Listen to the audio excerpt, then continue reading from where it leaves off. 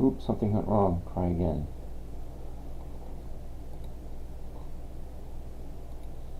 Well, we're going to get tried. We're going to get started and see what's happening with X. Having an issue with X. Imagine that.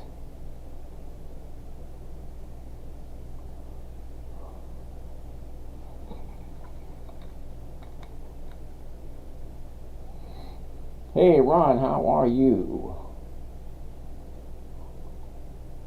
Well, having a problem with X. What is that? X is, who's over here? Andy Panda. Andy Panda, how's it going? All these people, David, Mike, Ron. So we're having a problem with Twitter. So let's just get started without Twitter. You know, they're going to have to deal without me tonight. So, uh-oh. Damn. I hate it when that happens. All right, well, let's take a look at this one.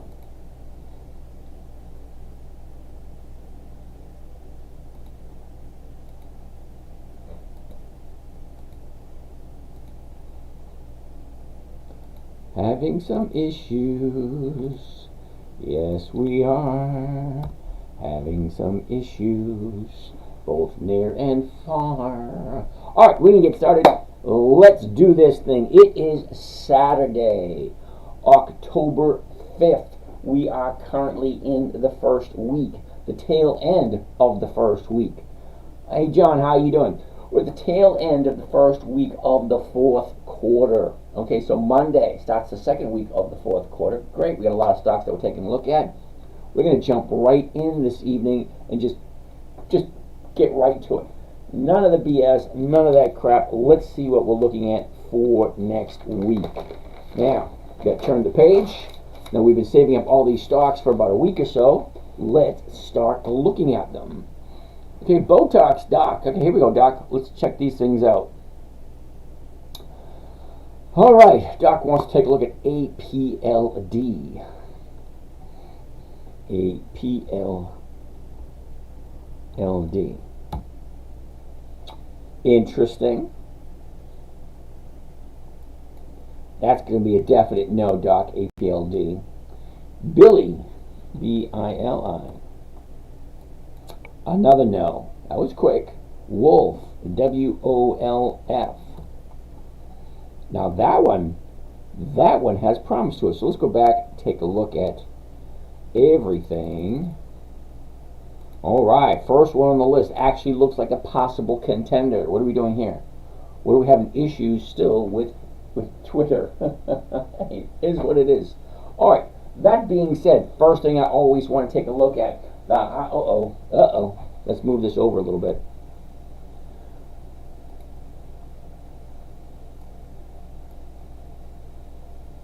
Yep, we can see it now. Alright, so we'll take a quick gander at this. You ready? First thing I always want to take a look at is the high of the year, the low of the year. Where was it a year ago? Where is it now? What direction is it currently going? Well, fine. First part of the year, oh, look at this, the fourth quarter shoots up nicely. Well, that's a good omen, a good premonition, because we're coming in to the fourth quarter right at this moment in time. So, from the end of the year at 47.50, drops down, goes sideways, drops down again. And look at this, bouncing off this bottom. I love buying at a bottom and having it go to the upside. Baldish, how are you doing today? So, the numbers, 946 to 950, holy shit. That looks nice. Well, let's take a gander at it and see what's going on. Baldi, oh, that's Wolf. W-O-L-F. Alright, so a year ago, Wolf is sitting at 33.42. 33.42. Andy Panda wants to take a look at CVS. We'll put CVS. We'll take a gander at that in a minute. Okay, so the high is at 47.51. And here's the drop right here. 30 days ago, we bring it to the 5th, right there. Here we go. This is what it looks like for the past 30 days. 30 days ago, we're at 940. We dropped all the way down to 720. Up, down, up. Well, now we're going to the upside. We have 1 to the upside. I'd like to see 2 to the upside before I jump in. So wolf doesn't look actually that bad. I really have no idea what they're doing. Shit. Sorry, chest pains.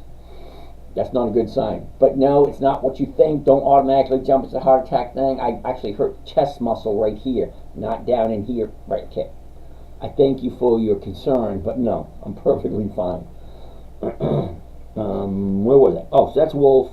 Now, ask yourself a question. Do I know what Wolfspeed does? I have no idea. This is a company that I've never seen before, but someone in the audience has suggested it. So I'll take a look at it on Monday, see what the numbers look like. Maybe, maybe not. Who knows? All right, next on the list, PLCE. What the heck is PLCE? PLCE. Okay, again, interesting. Okay, first thing I always want to see, the high, the low, where was it, where is it, where's the direction, down, and there's a big jump right here. Children's Place Incorporated. I have no idea what that one is. Okay, so currently at 15.22, the 15.50 is going for 65 cents. That could be interesting. PLCE. I don't know about these, Doc. Okay, CLOV. CLO. Wait, before we go there. Let's finish taking a look here. Okay, so a year ago, we're at 22.42. Shoots on up. Now, this could be an anomaly. Don't know, but it does say 37.96. Here's your bottom way down here. Okay, so here's the last 30 days. Yeah, that don't look happy at all. Look, here's your bottom way down here. She shoots up. Here's the high. So your bottom's at 5, your high's at 20. That's a 300% increase. Yeah. And then you're sitting here. Yeah, that baby's going to come down. I don't like that one. I don't like the way it looks. Last one, SAVA. SAVA. Again, interesting. Cassava Sciences. Okay, Cassava Sciences. Right. High, low. Where was it? Where is it? What direction is it going? Okay, she gets up, travels sideways for a bit, drops, shoots up, pulls back. Now she's going sideways again. Currently at 27.19. So the 27s are going for about 48. Cool. The 27.50s, 130. All right, so let's take a close look. A year ago, we're at 18.90. Okay, shoots up to 32, drops down. Here's your bottom right down here. Looks like we have a double bottom at the $9 area. Okay, the beginning of July and then in the middle of July. Well, look what happened after that. Well, here's a top right here. Tops out at 42.29. Pulls back, and there's your profit taking back here in this trading range, this channel right here. That channel looks nice because I like channels because they're predictable and dependable. I like that. Last 30 days. Here we go. Down, up, down, up, down, down, up, down. Now she's going back to the upside. Now we actually have a couple of days the upside. So the 27s, if you like this company. So do your research. I know nothing about them whatsoever. Okay, it just came up as a suggestion, so we're taking a look. Okay, you're definitely getting your over 1%. Okay, but that's something you have to figure out for yourself. It may not make sense. Having issues with this camera over here.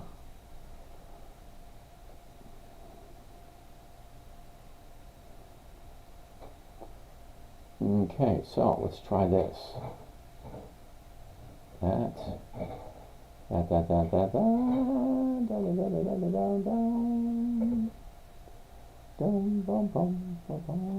Okay, I can't even figure this damn thing out. Okay, give me a second or two. I'm trying to figure this one camera out. There it is. What's new?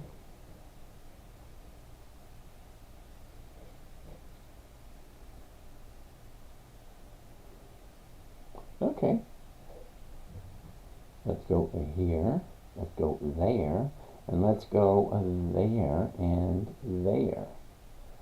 All right, well, here we go. Try it one more time.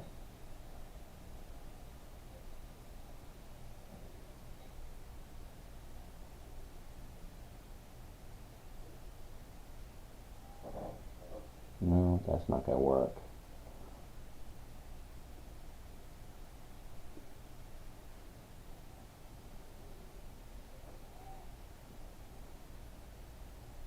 And there we go. We have a poor connection. We got a poor connection over here on, what the hell is that one? Oh, fix my hair. All right, yep, it's all real, no net. Okay, anyway. Instagram's having poor connection. Okay, so those are the 4 docs Doc wanted to take a look at. Interesting. So let's go. Was that Simone? Simone is here. How are you doing? What did I miss? I didn't miss very much. You guys don't say anything. All right, let's keep going. Hollywood's here. I saw that one. All right, cool. All right, so let's take a look. Now, remember, every night I'm here, every night I say, ooh, that stock looks good. Let me write it down and we'll take a look at it. Well, tonight is the night we're not going to be taking any suggestions. We're just going to take a look at all the stocks that we accumulated over the week. Now, you'll hear me say it every week. Oh, this one looks good. Let me write it down. So this is the list I've been writing down for the past 3 weeks. Okay. First on the list, AXP. American Express. That's a no right off the top. Now, I love American Express, I really do, but look at where it is. It's currently at the high of the year. Yeah, I don't buy at the high of the year because you're waiting for it to go higher. It's kind of like standing on a ladder waiting for a taller ladder. You got to be shitting me. 24? Wow. Anyway, let's reboot. Why the hell? What the hell are we doing here? Okay, 9:30. Let's keep on going. All right, next on the list, Visa. Well, American Express, yeah, we're looking at Visa next. Visa, now that looks interesting. Okay, really quick, very first thing you want to see is the chart. What does the chart look like? Well, here's the high, here's the low, here's where it was, here's where it is. Look, up, down, up, down. Now she's going back up again. The chart can tell you so much with just in a couple of seconds. Andy, we are going to take a look at it in a few minutes. Andy, weren't you just over on Instagram? Now you're back over here. Cool, 36. That's crazy. All right, we're going to reboot. I'd only go below 50. All right, what's going on? Here we go. 39. Let's try this one more time. All right.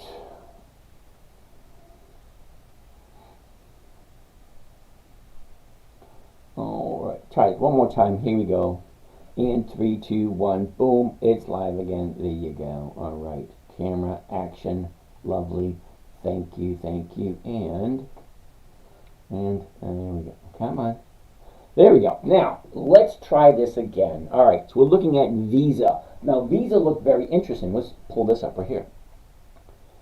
Visa for this upcoming week looks interesting. Here's the high, here's the low, here's where it was, here's where it is. Look at the direction. Up, down, up, down, up. Okay, so she's currently in an uptrend. Well, I like current uptrends. Let's zoom in and take a closer look. But before we do, let's check out the numbers. 277, the 277s are going for right around 1%. Okay, so we're looking at our 1% for Visa. Now, hopefully you guys all know who Visa is. Don't leave home without no amen. Visa. Nope. That's American Express. Don't leave home without it. Okay, anyway, Visa. A year ago, Visa was at 231, bottomed out at 228. Okay, and that was back in the beginning of November of last year. All right, so she shoots up, 290, drops back down to 250, back up again to the high of the year. Here's the high of the year.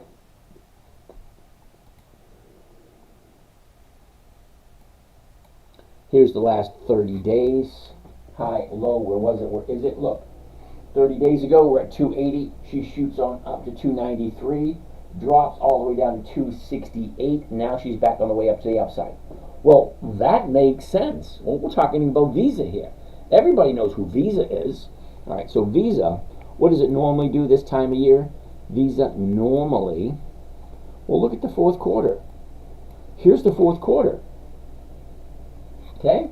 Sideways and then up. A nice little uptrend towards the end of the year. Well, this is the fourth quarter. This is where a lot of companies make most of their money, going into the fourth quarter. So here we are. So let's get rid of this. Let's go back to a standard chart right there. Now let's actually do a trade for a Visa. Get that out of here. Let's get this out of here. Now I like the 277s right there. Here we go. All right, let's do 100 shares, because you guys sometimes you guys get a little intimidated when we do 1,000 shares. So let's just do 100 shares. Simple, easy, straightforward. Here's the trade right here. Buy one covered call on Visa, 11 October 24. That is when the option expires. Now there's two different trades here. One, you're buying the stock. You're buying Visa at the current market price, 277. Then trade number two, you're selling the covered call. One of the safest strategies there is, the covered call. Who do we have over here? Sergio! How are you there, Sergio? So this covered call is one of the safest trading strategies there is. You buy the stock, you own the stock, and it is yours until you decide to sell it. So the covered call, what does that do? Well, once you buy the stock and you own it, you can do whatever you want. Now, once you sell a covered call, you're entering into a contract with a buyer. The buyer buys an option, which means they can, if they want to, but they don't have to, buy it from you at a certain price by a certain day. So, if first thing Monday morning I do this trade right here, I will own the stock and I will sell somebody the rights to buy it from me anytime between Monday morning. What's your strategy in S&P 500? Janelle, I don't do the S&P 500. Terribly sorry. I only, listen closely, I only do pre-qualified dividend stocks. Calls and puts going into election season. Yeah, what's wrong with that? I don't mind that at all. So what I'm looking for is a safe, predictable, consistent 1% per week. That may be what drawn you here. 1% a week is over 50% per year. And if I only stick with good quality companies, I don't see the issue, me personally. Because no matter what happens, when you buy a stock in a good company, you own a portion of that company. Now, with dividend stocks, you become entitled. Adam, how are you doing? When you buy the stock, you become entitled to a portion of the profits. And they give this to you in the form of a dividend check. Okay, that's what I'm looking for. I'm looking for dividends, I'm looking for premiums, but more than that, I'm looking for weekly cash flow. Every single week. Monthly options don't work for me, only weekly options. So I'm looking for good quality stocks that consistently increase their dividends. Right now we're looking at Visa. So here's the trade. Buy one covered call on Visa, 11 October 24. Well, that's this coming Friday. Now, I buy most of my stocks Mondays and Tuesdays, and I sell an option that expires on Friday. So I jump in on Monday, and I like to be out by Friday and collect that 1%. Well, let's see if it makes sense. Because if anything else, the question I want you to come away from here is, does this make sense to me? Or to you, because it makes sense to me, because I've been doing it for 15 years. But here's the thing. If I'm buying it at the market price, $277.70, and I'm selling it at $277.50, well, my profit is right here, $267 per, $267 per contract. So one contract is $267, two contracts is a little over $500. But let's go through the numbers. Okay, I'm gonna bring up my calculator. Get rid of this.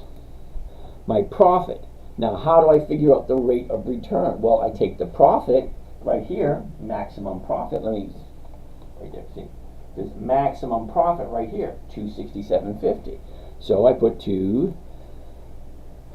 this one more time, $267.50, and I divide that by the investment, or the dollar amount I'm putting in, the cost of the trade.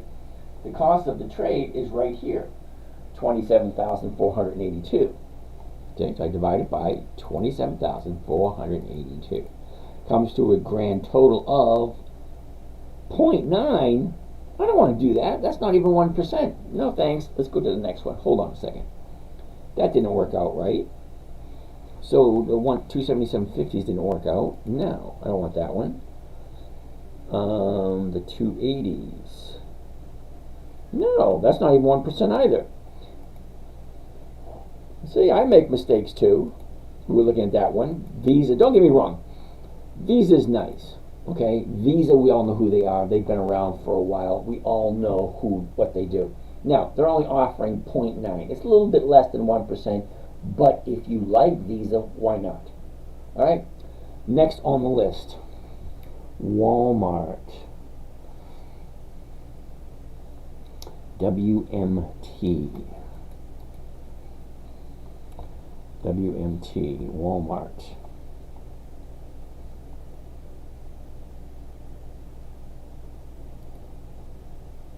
Alrighty. Walmart is going to be a no for this week. Reason being, it's at the high of the year. I don't buy at the high of the year. It just doesn't make sense. Okay, so I'm going to bypass Walmart. We'll write it down for another 2 weeks to see if it moves then. WMT, 2 weeks. Alright, just didn't cut it for this week. ASO. ASO, what is ASO? ASO is Academy Sports. Interesting. Okay, first thing, always look at the chart first. Check out Dollar General. Janelle, how are you today? DG, we'll check that one out. High, low, where was it? Where is it? What direction? Up, down, sideways. Okay, let's take a good look at that. Now, at this moment in time, 57.52. Closest one's going to be the 58. That's going for 60 cents. That's well over 1%. We got two things going for us. One, okay, we know who the company is. We know what they do. Two, they are in a right movement at the moment, and the numbers are actually working. Now, I got 5 rules.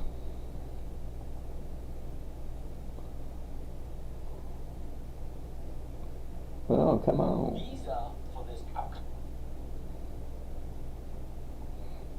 Okay, was that going to save the drafts? I don't know.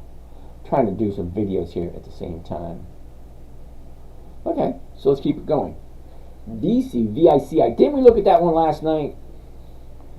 VICI, and Hollywood wants to take a look at CC. Hey, Hollywood, sit tight. Okay, sit tight, Hollywood. Okay, so let's take a look at the chart. Okay, a year ago, we were at the bottom for the year at 42.69. Shoots up to the top of the year, and that was middle of April. No, sorry, beginning of March. Beginning of March. There it is right here. 3.6, beginning of March. She drops and goes sideways for a bit at the bottom of the year at the beginning of August. So let's zoom into that.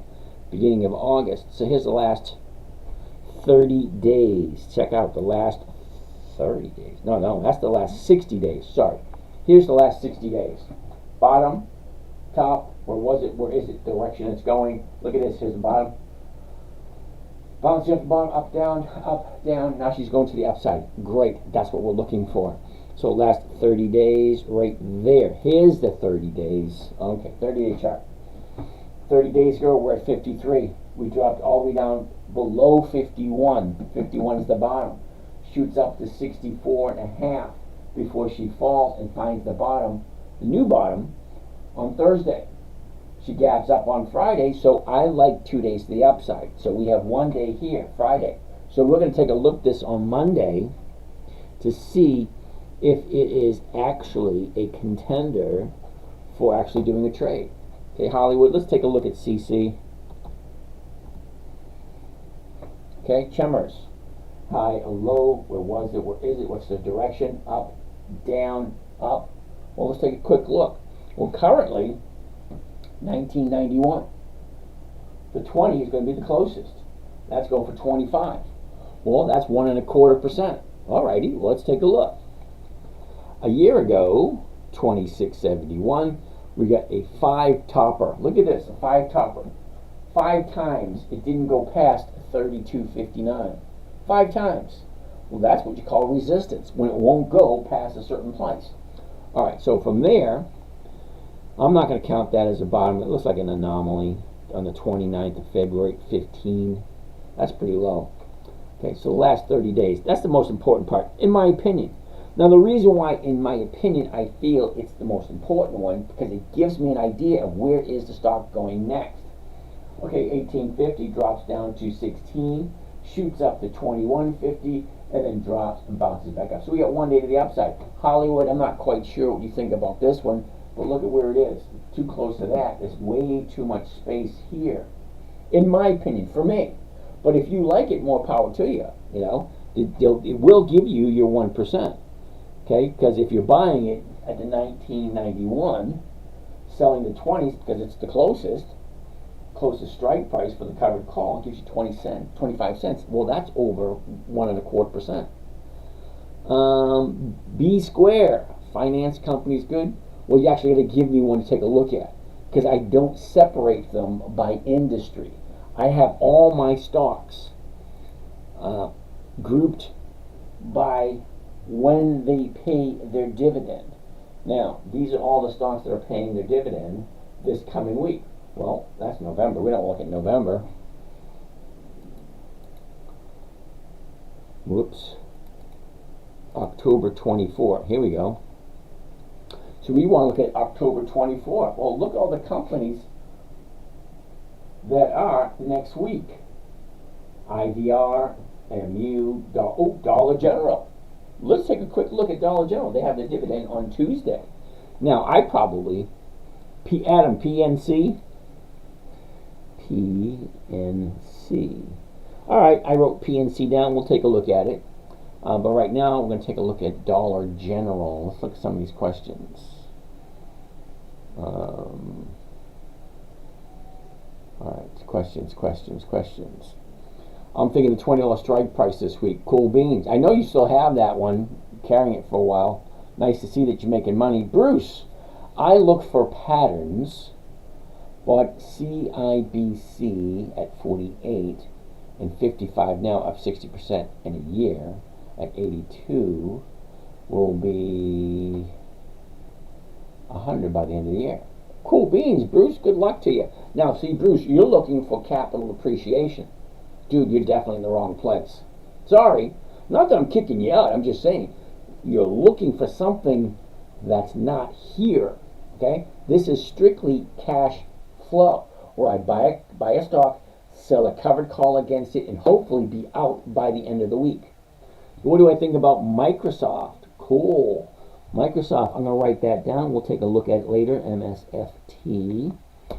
Alrighty. So we'll look at Microsoft in a little bit. But right now, Chemours, like I said, not something I would do. But then again, you know, here's your 30-day high. 1, 2, 3, 4, 5 days at a down, 4 days at a downside. And then she's bouncing up on Friday. Well, look how close it is to the top. For me, that's just a little too uncomfortable for me. All right. American Airlines, AAL. Here we go, AAL. Interesting, gapped up on Friday. Well, let's take a look. Now, this is the year chart, okay? The high, the low, where was it, where is it, what direction? Down, up, sideways, down, up. Okay, interesting. Now let's take a look at the numbers, because it's not just the chart that tells me. It's the numbers also. Because if I'm not getting 1%, why would I want to do that? Way to go, Hollywood. All right, so currently it's at $11.50. Well, the $11.50 is going for 38 cents a share. Okay, if you guys can count in your head real quick, that's a 3% trade. But the tricky question is, do I like American Airlines? Well, let's take a good look at the chart and see if we have an idea of where we think it might be going by the end of the week. $12.90 a year ago, tops off at $16.12. That was the beginning of March. Okay, we gapped down in the end of May. Yeah, May. Kept on going. Find the bottom 2 months ago. So this is 2 months. Take a look at this. The bottom of the year was 2 months ago. Look, up, down, up, down, up, down, up, down, up, down, up. It's kind of close to the high, but let's take a look. 30 days. Okay. Here's the 30 days. Yeah, I would pass on this one only because of where it is. 30 days ago, we're at 1080. Okay, up, down, shoots up. Here's the high, almost at 12. Comes back down, all the way down here at 1055 or 1057. Gaps up and just keeps on going and touches that. Yeah, I wouldn't be jumping on that one because it's too close to the high, in my humble opinion, of course. Now, I always suggest you people don't listen to a damn word I say. I have no college education whatsoever. I'm not trained in any of this. I've done what is called the school of hard knocks. I buy something, I make a mistake. I try another one, I make a mistake. I made so many mistakes that I don't think there's any more mistakes for me to make. Because if you make a mistake once, well, that's okay. If you do the same mistake 2 or 3 times, well, that's not a good thing. Okay, so I made a bunch of mistakes once. Now I'm at a point where there aren't any more mistakes to make, other than the obvious, hitting the wrong button. Because I have done that, you know, and you hit the wrong button. It happens. Okay. American Airlines, PM, Philip Morris, PM.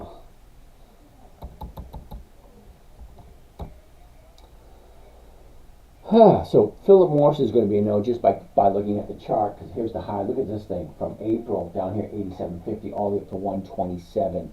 That is what, over 50 bucks. So it goes from 87 to 127. That's a $50 increase, which is over, I think, 40%. Wait a minute, no.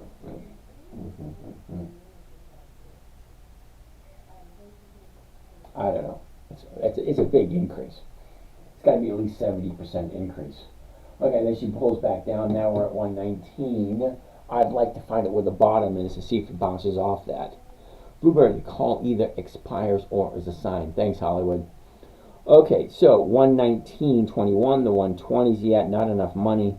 The 119s, not enough money either. So we're taking Philip Morris off the list because there's not. No, it doesn't matter what the chart shows us. There's not enough money in it for me. I'm only looking for 1%. So if it's not there, why would I continue looking at it? Okay, so no to Philip Morris. MDT, is that Medtronics? MDT. Medtronics. Okay, cool. First thing I want to see, high, low, where was it? Where is it? What direction is it going? 88.26. Look at 89. The 89s are not enough money. It's going to be a no. See, 89. That's a 0.5%. If you're okay with making a 0.5%, Marcelo, I said we're going to take a look at Microsoft in a little bit. Nobody, ExxonMobil, I believe it's on the list as of now. XOM. Okay, we'll take a look at that. Andy, CVS is on the list. This is the 3rd time you asked, and I already told you it's on the list. Okay, every day you guys give me stocks to look at. I can't look at all of them at once. I have to put them on the list as they come. So CVS is close to the top of the list. Let's finish up. What the heck is ELF? ELF. All right, let's take a look at some of these. Halliburton, Hassan Pfeffer, how are you? Ivan, we already looked at Verizon earlier. Halliburton, HAL. Apple, AAPL, and that was it. Okay, so let's take a look at those. All right, first on the list, CVS. Okay, it's going to be a no. Now, the reason why CVS is going to be a no, look at the 30-day high. Well, that's Friday. Okay, simple, easy. What do you think of CVX as a dividend stocks? Well, CVX is Chevron. I love Chevron. Okay, Chevron's going to be a no for this week. Now, I usually buy Chevron, but look at where it is. Okay, I like odds and probabilities in my favor. 80% of all options expire worthless. I do not want to be an option buyer. I want to be an option seller. That way 80% is in my favor. You never did NLY call options yesterday. Okay, NLY. Okay, Annaly Bank, here we go, last 30 days. All right, plain and simple. Okay, up, down, now it's going to the upside. I like 2 days the upside. We only have one at this moment in time. So at 1967, you're looking at the 20s. The 20s are going for 4 cents. There, I just said Annaly Bank, and it is absolutely horrible. I don't care about the chart. I really don't. Because I'm not looking for capital appreciation. I'm looking to catch the premium. Okay? And at 1967, the 1950s are going for 24. That's not going to make it. The 20s are going for 4 cents. That's not going to make it easy either. NEE, JT? No. Too close to the high. You see it? High of the year. No thanks. I like NEE because it is a good company. And I do buy it often. But not this week. But I will write it down for 2 weeks. And we'll take a look at it again. So back to the list. So it's no on CVS. Dollar General.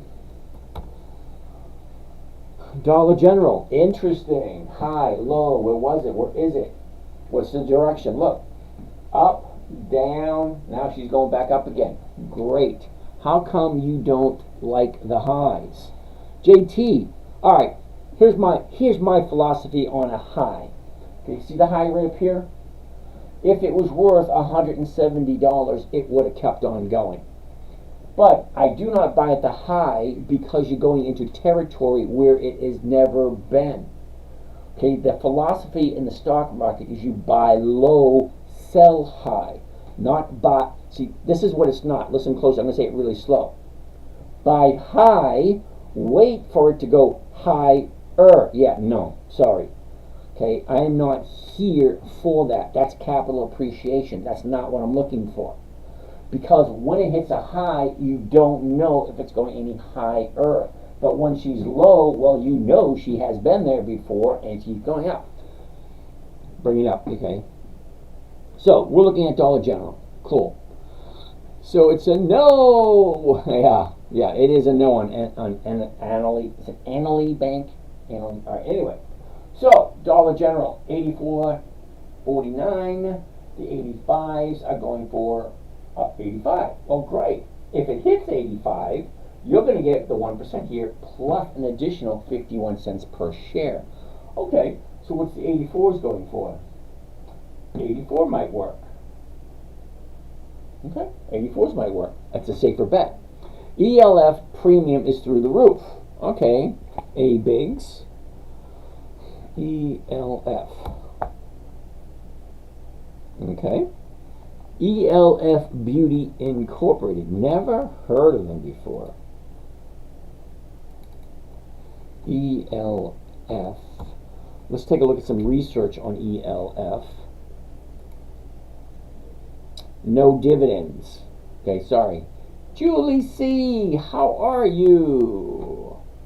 Okay, I'm looking at them right now. There's no dividends at all. If you notice the name of the channel in the top left-hand corner, it says dividend investing for weekly cash flow. This thing has no dividends at all. So why are we looking at it? So if we go back here, okay, it's $1.06, $1.06. The premiums are $3. All right, I like the premium. Ah, I see. Covered calls for cash flow. Yep. So let's actually take a look at it because some of you may like it. So let's take a look. A year ago, we have the bottom at 89.60. The top is 222.39. Even stop clock. Okay, cool. Last 30 days. What is this thing going to do? All right. Yeah, something about that. 30 days ago, 137. Drops, goes sideways, drops again. Here's our new 30-day bottom right there on Thursday. So Thursday's the bottom, and that's 103.30. All right. Well, Friday was up. So let's take a look at a few things. Number one, it has no dividends. Number two, let's take a look and see what the book value is.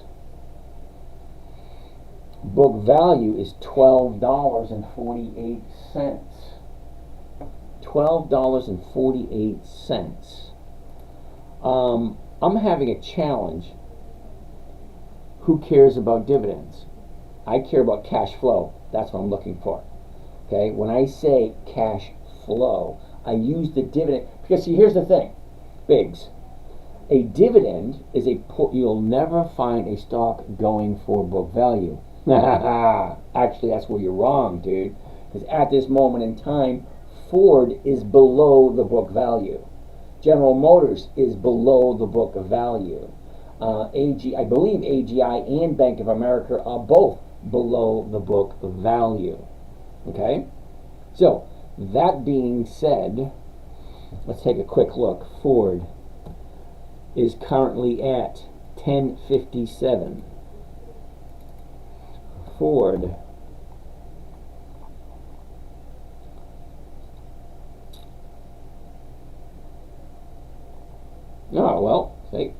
Ford book value 1096. The current stock price on Ford is 1057.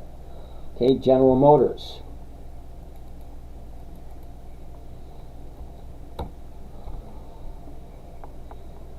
General Motors 4568. Book value 6239. So Biggs, terribly sorry, dude. That's surprising? No. It's not surprising at all. There are plenty of stocks that are trading below book value. See, that's what I look for. Okay, so you take, hold on a second.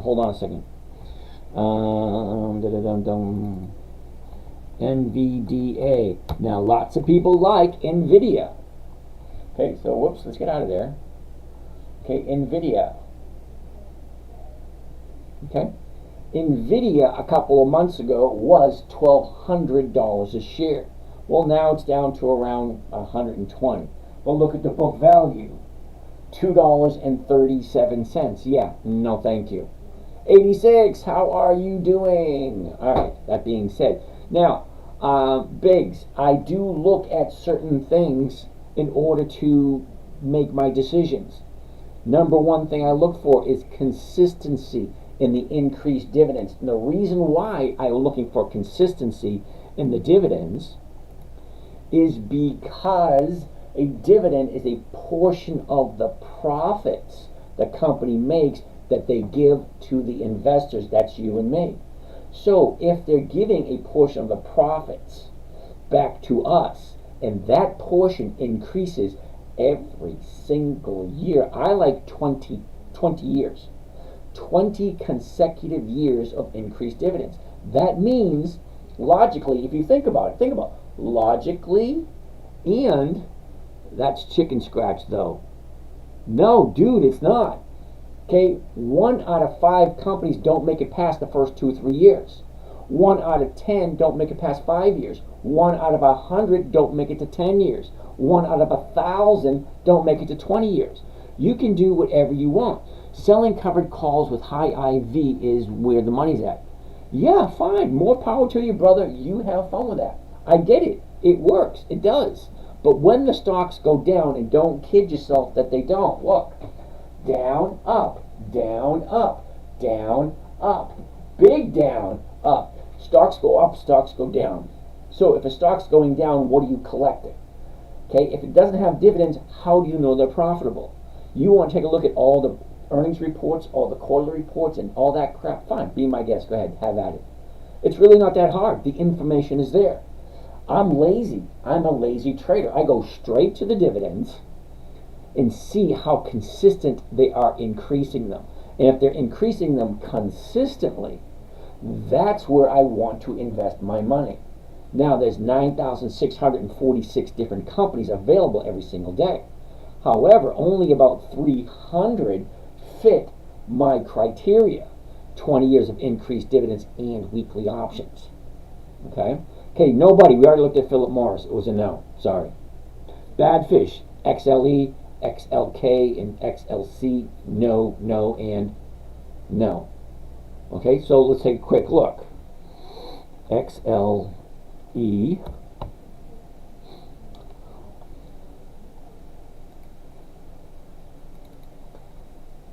XLE. Let's go to the summary. Okay, XLE, the summary, 3.39%. Yeah, no thanks. Okay, that's what they're paying. You're investing your money and you're getting 3.39%. Bad fish. What? You've been here long enough. You should know better. Seriously. I was looking at DINA today. It's not a weekly, but it seems like a good percentage to me. Cool beans. I came to NLY because they are one of the highest paying dividends. Okay, nothing wrong with that also. Okay, also much riskier and more consistent with high probability of going in favor. Thanks, 86. LA, watch out, could be a trap. That's that's how they reel you in. Yep. Hey, James from Tampa. Hey, I'm in St. Petersburg. We should do lunch. Anyway, let's keep on going. Now, there's certain things I'm looking for, and it's really not that difficult. And I don't know why people want to argue about it. I want a company that's consistently profitable. Great. You want to put your money somewhere else? Be my guest. You ask my opinion, I give it. Okay? I like companies consistently profitable and have weekly options because the weekly options allows me weekly cash flow, and that's what I'm looking for. And I'm not looking for I don't even pay attention to the volatility, and I don't pay attention to any of that stuff. I don't, because I want simplicity. Now, when I told you so some of you is new here. Now, the trading strategy I'm actually showing you was created for my 9-year-old when she was 9. So she jumps up on my lap one day and says, Daddy, can you teach me what you're doing? Great. So here's the issue. 9-year-old little girl, how do you teach her how to trade? Well, it's a little tricky. Because if she loses, she's going to cry. I'm going to feel like shit. I don't want that to happen. So it had to be simple and safe. Also, it had to be predictable, consistent, and no way for her to lose. If she loses, she's going to cry. She cries, I'm going to feel bad. And then mama gets involved. I'll sleep on the couch. Yeah, no, thank you. I don't want to go down that road. So here it is. Simple, safe, predictable, consistent, and no way to lose. That's the 5 criteria I had come up with. All right? So, rule number 1, never buy something you don't understand. Rule number 2, never sell at a loss. It defeats the purpose of investing in the first place. Rule number 3, consistent profits. I like 20 years of consistent profits. And you can, in the fundamentals of the company you're thinking of investing in the fundamentals, it'll tell you how consistent they are with their profits. Number 4, weekly options are a must because I'm looking for weekly cash flow. I'm not looking for capital appreciation. I'm not looking to buy a stock here and have it go up, or here and have it go up. That's not what I'm looking for. I'm looking for cash flow. And the way I'm getting it is by the premium, not by the dividend. Don't get me wrong. I collect the dividend every once in a while, but that's not what I'm looking for. But I do want the dividend to consistently increase, because if a dividend consistently increases, well, logic, reason, and common sense tells me if they're giving more profits to the investors, well, you have to be profitable in order to increase the profits that you give away. It just makes common sense. So let's continue where we are. So yeah, the all those XLE, XLFs, all those are all no's. Okay, because you take a look at the numbers. Seriously, dude, take a look at the numbers. What are you getting? What are you getting? Okay, 3.39%. Yeah, no thank you. Okay, let's go to historical data and see how well this company pays out dividends, because that's what I'm looking for. There's so many different trading strategies out there, so many people you can follow and you can get advice from, or just get their course and do whatever. However, I'm looking at simplicity, okay, and consistency in profits. Well, number 1, they go all the way back to 99. Great, that's more than 20 years. But here's what I don't like. Are you ready? Here we go. 9, 15, 13, 8, going backwards. 10, 15, 14. Where is it? Here we go. 14. 14, 9, backwards again. 10, 15, 14, backwards again. 11, 10, backwards. 16, 12, backwards. 12, 12, 12, 12, 12. No increase at all. 13, 12, 13, 14, 15, 14, 16, 20, 18, 19, 20. Then she started increasing. Goes from 25 to 30 to 20. That's a 30% drop. 25, 29, 26. That's a 11% drop. 27, 26, 28, 29, 31, 33, 36. 37, 36, backwards again. 43, 50, blah, blah, blah. Goes from 54 to 45. Yeah, that's 10, 15. That's about an 18% drop. 45, 44, 41. Keeps going down to 40. Yeah, no thanks. Up, down, up, down, up, down. When I say I'm looking for consistency, predictability, simplicity, and cash flow, why does Carnival Cruise Line show so much profitability but consistently gets tanked? Well, Tommy, that's a great question. Jason, DX. What the heck is DX? DX. I know what DX is. DX is a no. When I say monthly options are no, why are you suggesting them? Weekly options only. So apparently, either you're thinking about buying DX or you already own it and you're trying to justify why. Yeah, no. Sorry. Guidance. Q. All right. Question. Oh, Q. Question. Would your subscription to VIP Patreon teach us options? Yes, it would. I don't have time to be on your live. Uh-oh. Where was it? I don't have time to be on your live. Just get time on weekends, early mornings, and late evenings. Well, guidance, that's what the American people, that's the, what, oh my God, I'm trying to figure out what to say with the right words. That's exactly where the powers that be want you. They want you to be tired. They don't want you to have time to look at extracurricular activities. They want you working all the time so that you can pay taxes so that they can live their nice, cushy lives. Okay. So, yeah, the VIP Patreon does teach the options. I stay online and teach all until you guys are done asking questions. I jump on at 9 a.m. because the market opens at 9:30. So we want to take a look at all the possibilities before the market opens. Then when the market opens, that's when we want to check the numbers. Because the numbers are going to change consistently. Okay? The bid, the ask, the high, the low, the close, all that stuff for the stock, yeah, that's going to change. This down here, the option change, yeah, that changes. Boom, boom, boom, boom, boom. Just like that all day long. The numbers keep changing, changing, changing. Okay? So, Tommy, Carnival Cruise Line. Okay, well, Carnival Cruise Line. Wait. CCL. Carnival Cruise Line. Okay, so let's take a gander at it. Carnival Cruise Line. Here's the high, here's the low, here's where it was. Here's where it is, here's the direction. She goes up and she's channeling sideways. Look at that.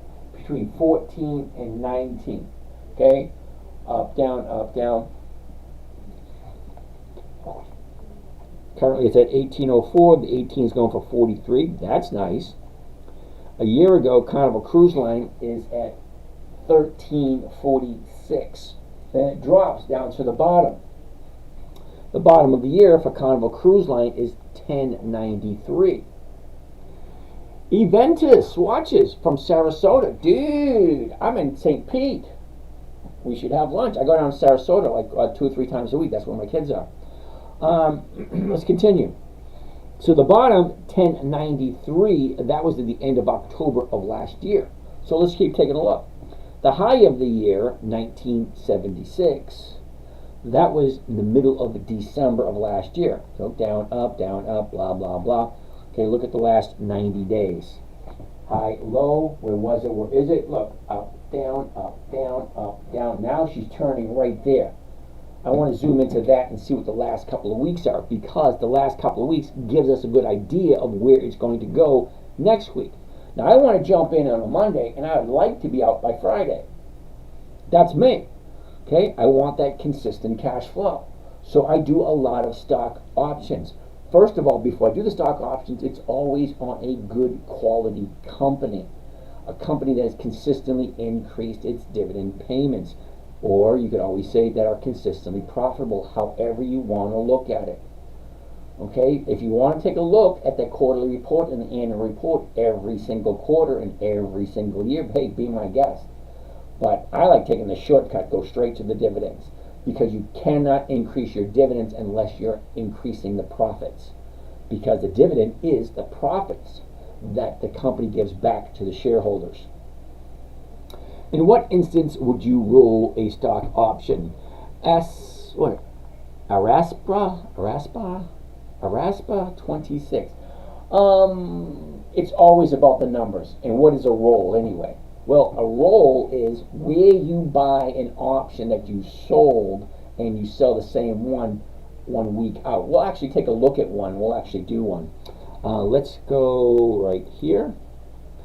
Let's pick up CVS and let's do a rolling order. See, here's the rolling order right there.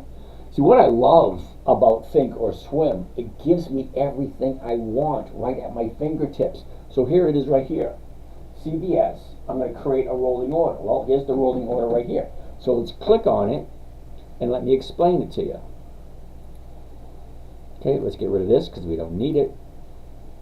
Here's the order right here. Okay, well, let me explain it to you. Okay, most of the stuff you don't have to pay attention to, but I'm going to explain it so that you know. All right, I already have this option here, the bottom one. Okay, 11 October 24, the 58 call. See it? The 58 call on right here, October 11, the 58 call.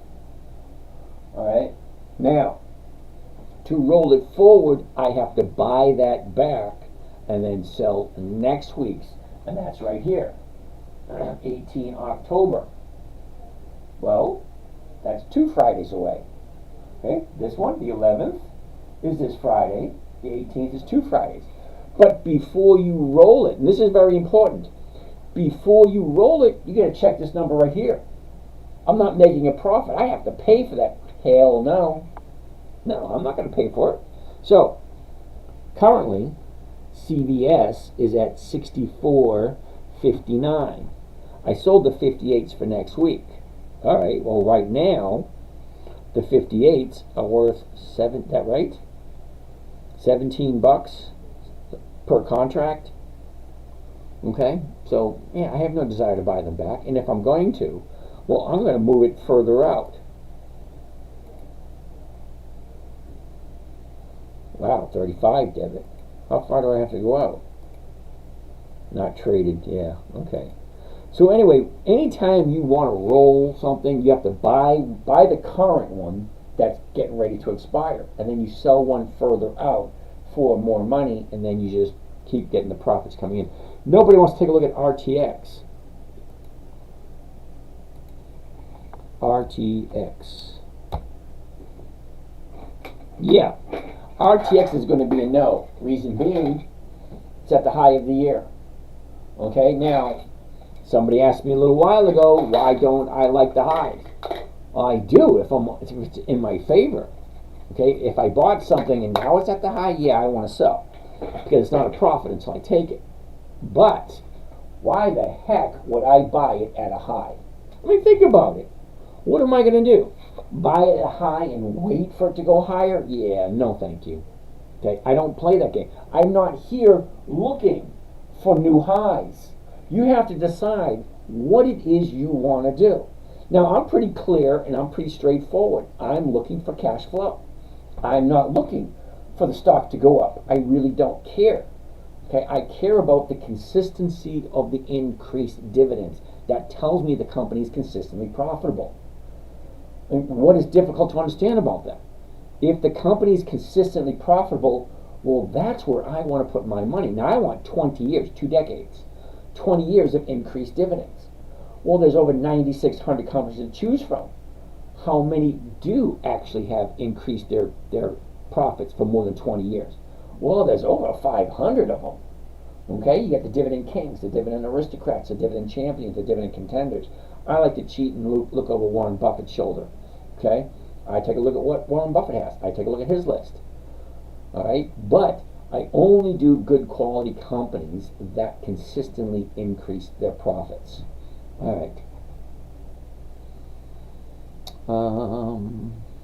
Did somebody FEPI? Is that F? Wait a minute. FEPL? What the heck is that? FEPL. There isn't one. Okay? FEPL. Can't find that ticker symbol. Sorry. RTX. Didn't we already take a look at RTX? Yeah. RTX. Nobody. Look. The high of the year. Don't thank you.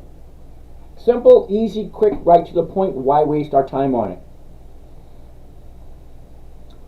IBM. I know you will like it because at a high. If it's at the high, why would I want to look at it? Yeah, hell no. But I will look at it in 2 weeks. So look at IBM in 2 weeks.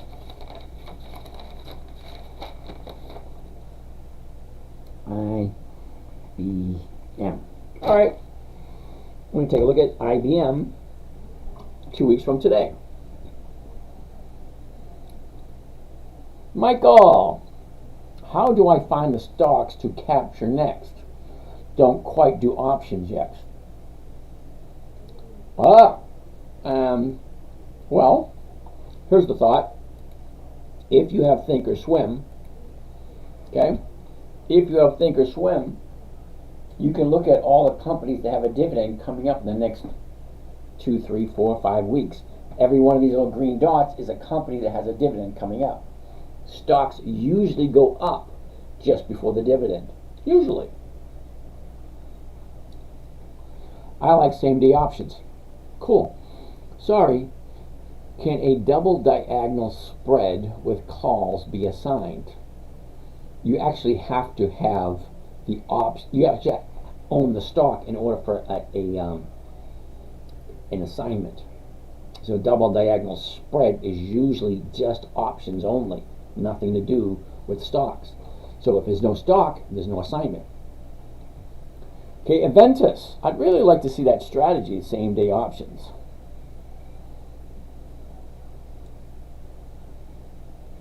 Mac, does your return beat an index fund or Warren Buffett's over a long-term time frame? I'm going to say yes. And Mac, I'm actually going to show you something. Hold on a second. Why IBM in 2 weeks? I thought I was pretty clear.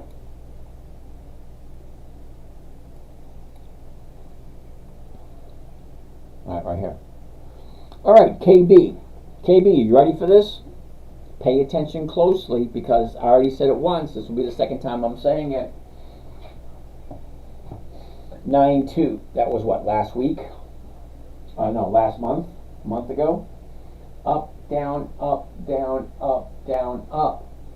Okay? Now, currently is at 226. If I buy it now, where's my profit going to be? Well, I have to wait for it to go higher, right? If it's not going to go higher, how am I going to make a profit off of it? Now, if I sold the 226s on IBM, I can get barely 1%. Barely, because right now the 225s are going for 267, and I'm losing a buck off. I'm losing a buck off that, so I'm going to 167. Yeah, no, the numbers don't even work here. So the numbers don't work, so it's going to be a no. The chart is telling me it's already at the high of the year. Why would I buy at the high of the year, wait for it to go higher? Okay, so here's the thing. We don't know if this is the actual high of the year. Because Monday, it could go higher. It could. There is that chance. It's a 266 to 1% chance. 266 to 1. The reason I say that is there's 266 trading days in a year. And there can only be one high of the year. Only one. At this moment in time, it's Friday. So the odds of Monday being higher is 266 to 1. Why would I want to chance that? And why 2 weeks? Well, if this is the high, well, how long does profit taking usually go?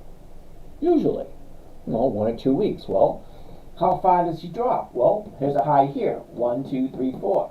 Here's another high. Well, 1 day. Here's another high. 1 day. Okay, here's another high. 1, 2 days. Yeah, so I'll be looking at this next week and the week after, but I'm thinking 2 weeks. So it brings it down here to the 210 area for profit taking. Okay, so 30 days ago, you're at 198. Well, now you're at 226. That's about $30, which is, wait a minute, 30 bucks, 10, 15% increase. Okay, it's a 15% increase. Yeah, I'm going to take my profits. That's why I say in 2 weeks. MSTR. MSTR.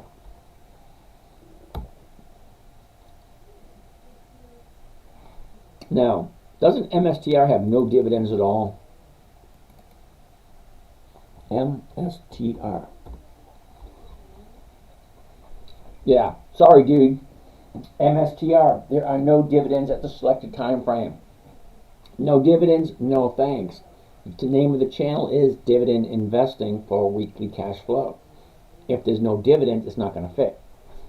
The Texan Bull.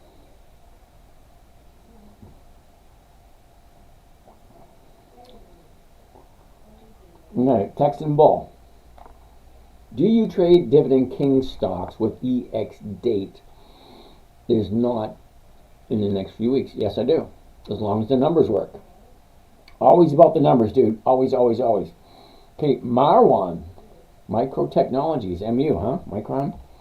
MU. Now, we did MU a couple of weeks ago. Got a nice profit off of it. So let's take a look. Alex, what are dividends? All right, simply put, Alex, you ready? A dividend is a portion of the corporation's profits that they give back to the investors. So if you're thinking of buying stocks, you have two choices.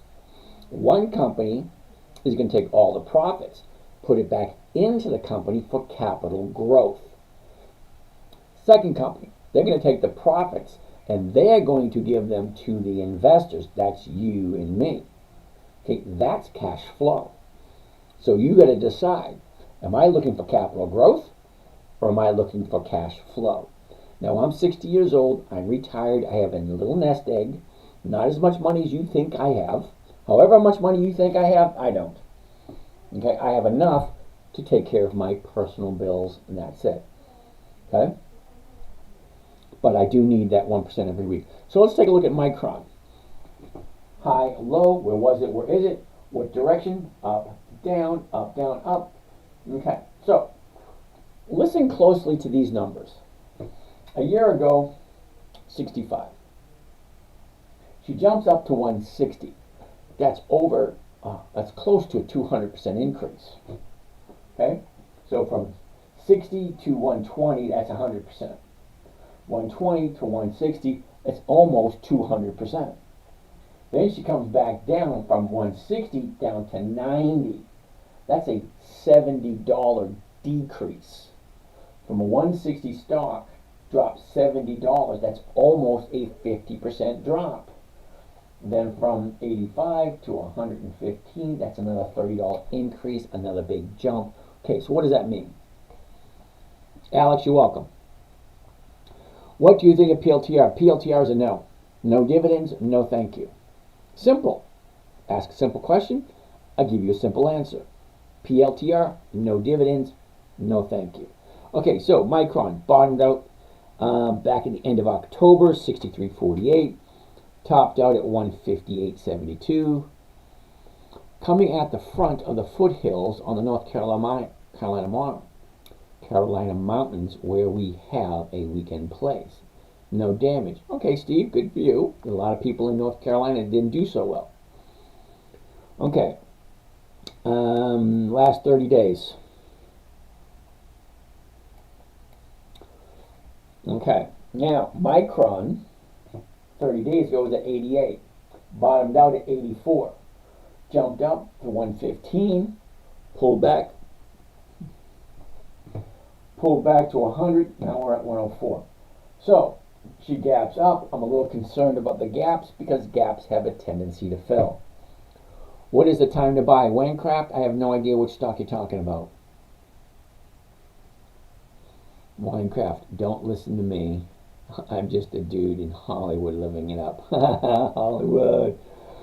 Just a lot of limbs to clean up. Heartbroken for the damages ROS. Yep, I hear that one. Wincraft. Wancrypt, is that right? Okay, Wancrypt. Walgreens. Okay, well, let me finish up with MU first. So, you got to ask yourself the question, do I like Micron Technology? Well, last 30 days we're 88, dropped down to 84, shot up to 115, pulled back to 100, now we're sitting at 102. So at 102, the 102s are going for 247, that's 2%. Now I jumped into WU last 2 weeks ago and got 3.5%, 4 strikes in the money. That was freaking insane. So can we do it? I love the premiums. They have great premiums, they do. But you got to ask yourself, do you like it? Now, I'm probably not going to do it because it doesn't make sense to me. You know? Buy it at 102, so the 103s get $2, that's 2%. I like a 2% trade. But do I really like Micron Technologies? Okay, Wancrypt, what takes a lot of Walgreens. Walgreens, and now I do own Walgreens. What did you used to do for work? Oh, G-Money. What did I used to do? I was a farmer. I was a fisherman. I own a manufacturing company. I was a waiter. And then I was a handyman. So those are the 5 major things I've done. Should I hold MU? Okay, Marwan, I have no idea what your position is in MU. That's number 1. So I can't tell you one way or the other. Number 2, I know absolutely nothing about you. You and I have never had a conversation. Okay, I always tell people, if you really want to have a conversation with me, DM me up in the top left corner. There's my DM. Send me a number. I will give you a call. Oh, nice. I'm currently doing E-Trade. Cool. I looked at E-Trade 20 years ago. I didn't like the platform. I like this platform here, which is Thinkorswim. Years ago, it was Thinkorswim. Then it got bought out by TD Ameritrade. TD Ameritrade got bought out by Charles Schwab. So now Chucky Boy owns it. So you can download it for free on your laptop, your computer, whatever. Use it, but you got to give Chucky a call and say, Chucky, it's okay if I use this for a while. Now, they would let you use it for a month or so, but they are going to want you to convert at some point in time. Walgreens is similar to October 74 chart. Okay. Was that a no on Micron? Actually, we haven't finished up with Micron. Okay, MU. So as I was saying, MU, if you like it. Okay? Now, as far as I know, I don't think MU has dividends. I don't think. MU. Oh, it does have dividends. Yeah, but look at the dividends, okay? 2021. That's it. 2021. That's only 3 or 4 years of dividends. For me, it's a no. I only do it if it's like 4% or higher, and at this moment in time, it's not. Rocco. Rocco, you want to look at Qualcomm. QCOM. Okay, very first thing, as always, high, low, where was it, where is it, what's the direction, look, up, down, now it's going sideways. Okay. Currently at 168.90. Okay, the closest one is going to be the 169.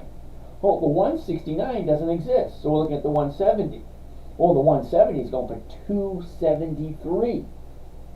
That's a nice premium. It is. But let's take a look at the chart. Yeah, Winecraft thinks Micron's going to crash. Could be. Congress members are buying it. Okay, well, let's take a closer look at the chart. Bottomed out a year ago, the end of October, at 103.80.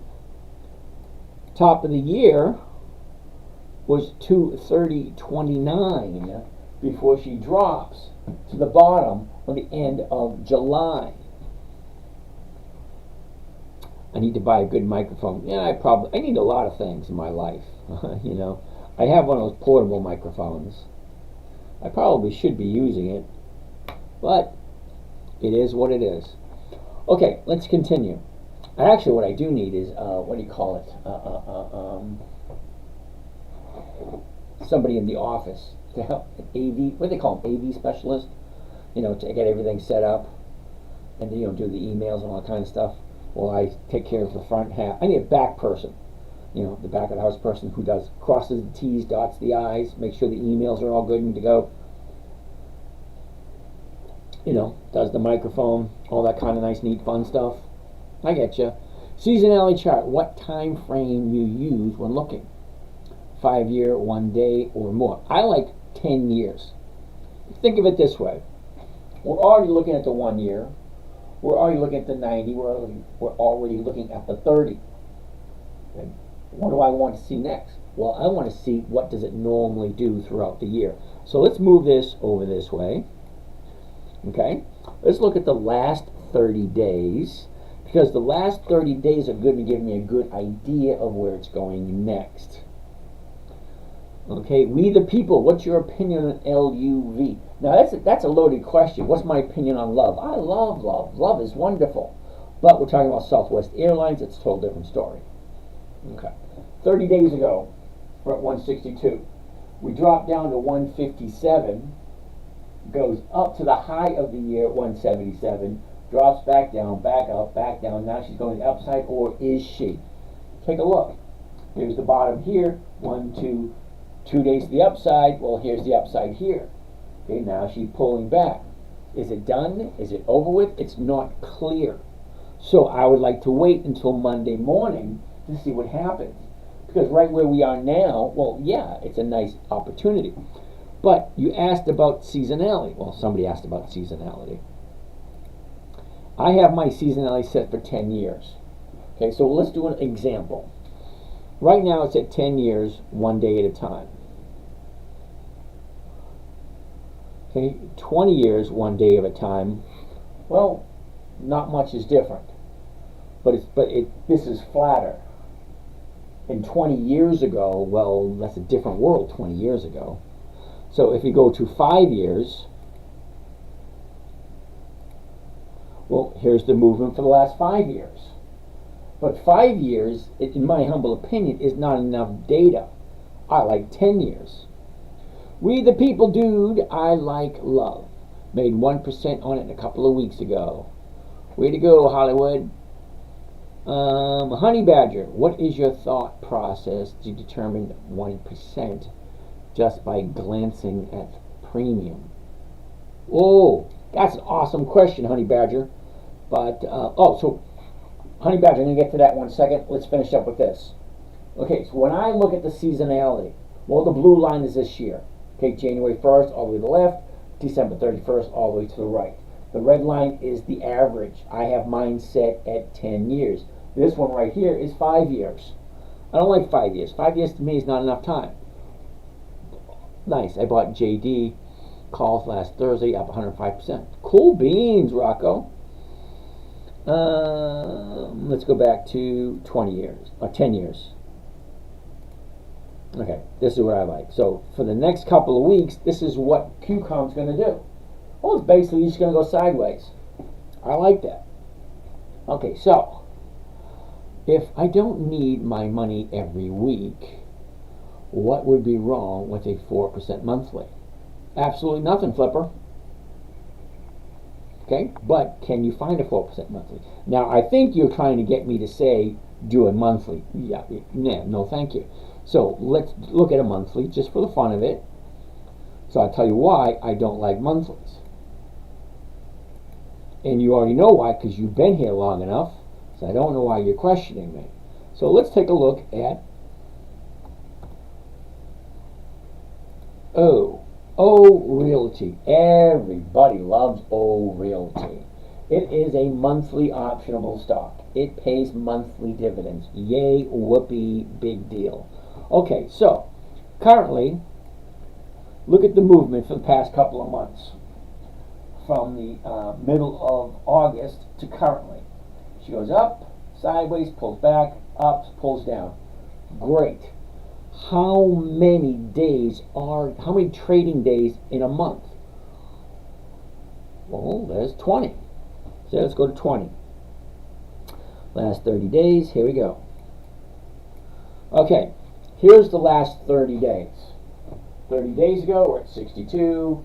We drop all the way down to 60, jump all the way up to 63, and come back down again. Well, great. 1, 2, 3, 4 weeks. Wonderful. Great. Now, let's take a look at this. Now, currently, the $62, the $62.50 is going for, what is that price right there? 50 cents. The stock is $62.25. 1% of $62.25 is 62. Okay? The $62.50 is going for 50 cents. That's not even 1%. And now you want me to hold it for 4 weeks? Yeah, no thanks, because here's where it is now. Where is it going in 4 weeks? Well, this amount right here is 4 weeks. Look, up, down, up, down. So we're here. Tell me, where is it going to be in 4 weeks? It's hard enough to figure out where it's going to be in 1 week. How the hell are you going to figure out where it's going to be in 4 weeks?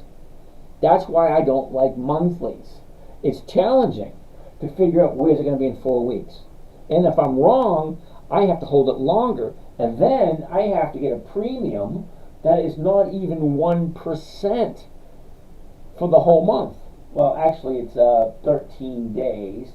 And 13 days, believe it or not, is 2 weeks. So 2 weeks, 1% is a 0.5% a week. Yeah, no, thank you. I don't find very many monthly optional stocks that actually have 4% or higher. Okay, so Rocco, MTG, Kathy Manning, Thomas Tuberville, and Earl Barbara recently purchased Qualcomm. Yeah, okay. You think Qualcomm will buy Intel? Could be. I suspect they might buy a part of Intel.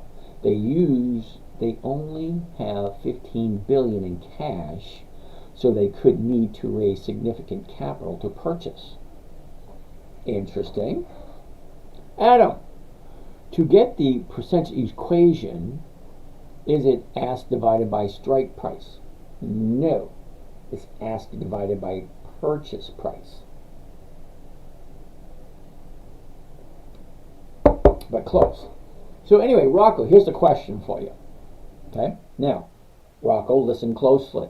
If you honestly believe that all these senators are buying QCOM for a reason, so hypothetically speaking,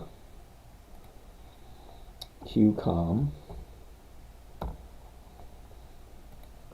this is what QCOM usually does.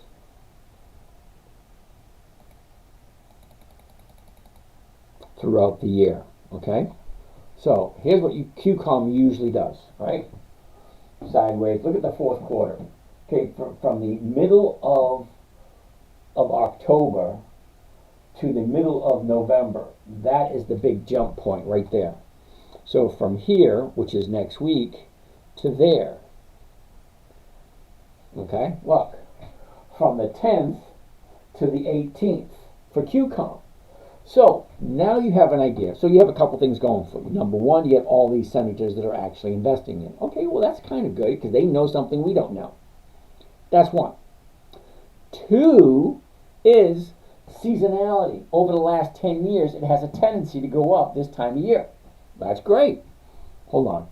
Rocco, I suspect they might be buying. Yeah, got that one. Flipper. Finding out what the Congress buys, it would serve sure save us a lot of money. Okay, cool. A QCOM makes processors for AI, cell phones. I'm not particularly concerned with seasonality though. Well, Rocco, I get that, but you're interrupting me and you're not letting me finish. So let's take a look at some statistics, some facts. I love facts, and I'm a numbers person. Okay, let's go back to standard. Okay, cool. Okay, so currently, here's the chart right here. Here's where we are with QCOM. Great. What stock we look at? QCOM. Hold on, Honey Badger. So the premium divided by the stock times 100. Exactly, Rocco. Haha, sorry, James. All right, so you ready? Here we go. Now, let's say, hypothetically speaking, you know the stock is going to go up. Well, currently it's right here. Okay, let's say it moves up 10%. 10%, which is 16 bucks. Because right now, it's at 168. So 10% is $16. So, $16. 10%. All right? So a $16 move on QCOM between now and the middle of November, because we looked at the seasonality chart, and the seasonality chart tells us what she usually does. Okay, this is what she usually does from the middle of October, which is next week, to the middle of November, which is 30 days from now. Okay, great. So if she jumps up 10%, that's $16. If you buy the stock, okay, now, if you buy the stock and the stock goes up 10%, you're making 10%. Oh, I know why. It's when they report earnings. It could be. Okay? Now, hypothetically speaking, if you just buy the stock, you're only going to get a 10% return. Remember, it's a $16 move. Okay, great. So, let's take a look at a few option trades. Well, option trade number one, we can look at buying the stock, selling the covered call, and getting the 1 or 2% every week. That's not going to be as favorable in this one. But here's one you may not have thought of. If I just buy the option, okay, because currently it's at 168, and if we're looking at a 10% increase, that's 16 bucks. So 16 bucks on top of this, that's 184. Okay? Now, the 184, and let's go out all the way out to end of November. Because remember, the end of November is where it usually makes it. So here is right here. So if we want the 184s, okay, it's 185. All right? So at 180, if we buy the 185 call all the way up to the end of November, it's going to cost $5.15 a share. Now, $5.15 a share, that would be today's price. If the stock moves up $16, well, that's 10%. Here's what's going to happen. Right now, it has a delta of 34. Do you understand what the delta means? The delta of 34 means for every dollar the stock moves, the option price will increase by that amount. Well, currently it's at 34. So let's take our calculator, clear that out, and we take $5.15. Whoops, that was wrong. $5.15. Now, for every dollar it moves, it's $16. Well, number one, we're losing $5.15 first because that's what we're paying for the option. If the option increases 16 bucks, well, 16 multiplied by 53, because it's 53 per contract. Wait a minute. No, it's $5.60 per contract. Okay, so it goes up. It goes up 848. Well, alrighty then. See, if you're buying all the way out,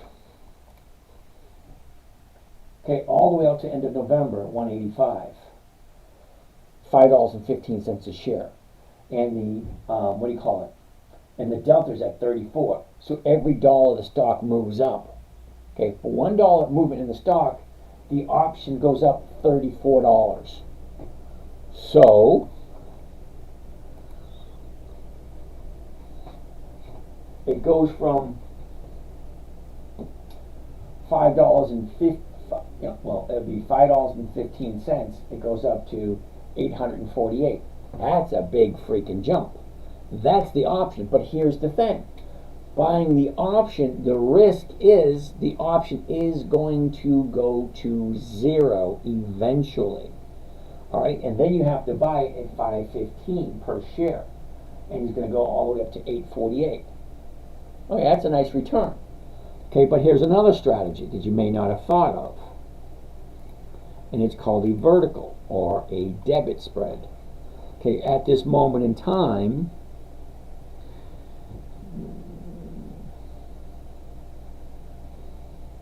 oh wow, there aren't any. That's the delta, the gamma, blah, blah, blah. Let's do open interest. Implied volatility volume. There we go. Volume. There we go. Okay, the 185's right there.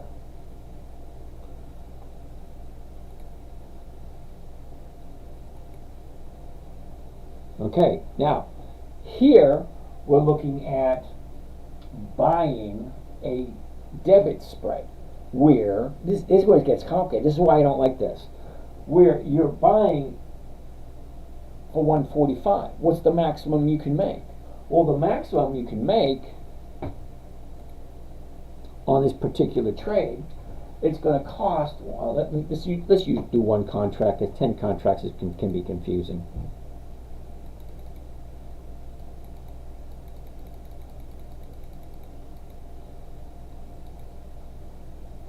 Okay, so with this trading strategy, you buy one contract for 146. So it's $146 per contract. It means you control 100 shares. So you have a choice. Do you want to buy the stocks at $168 a share, or do you want to buy the option which controls 100 shares? Huge difference. So 100 shares at 168, that's $16,000.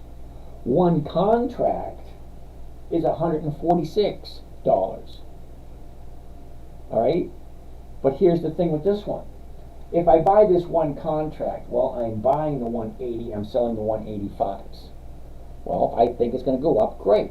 It's costing me 146, but the maximum I can make on this trade is 355. That's over 100% return.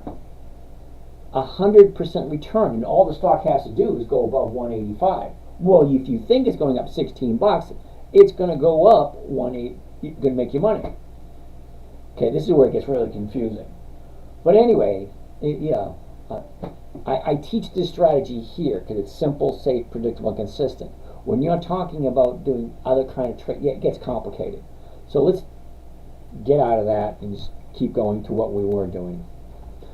Now, it's nice if you, if you know what the senators are buying, if that's what you believe in. Okay, if you believe in copying the senators in the Congress, yeah, more power to you.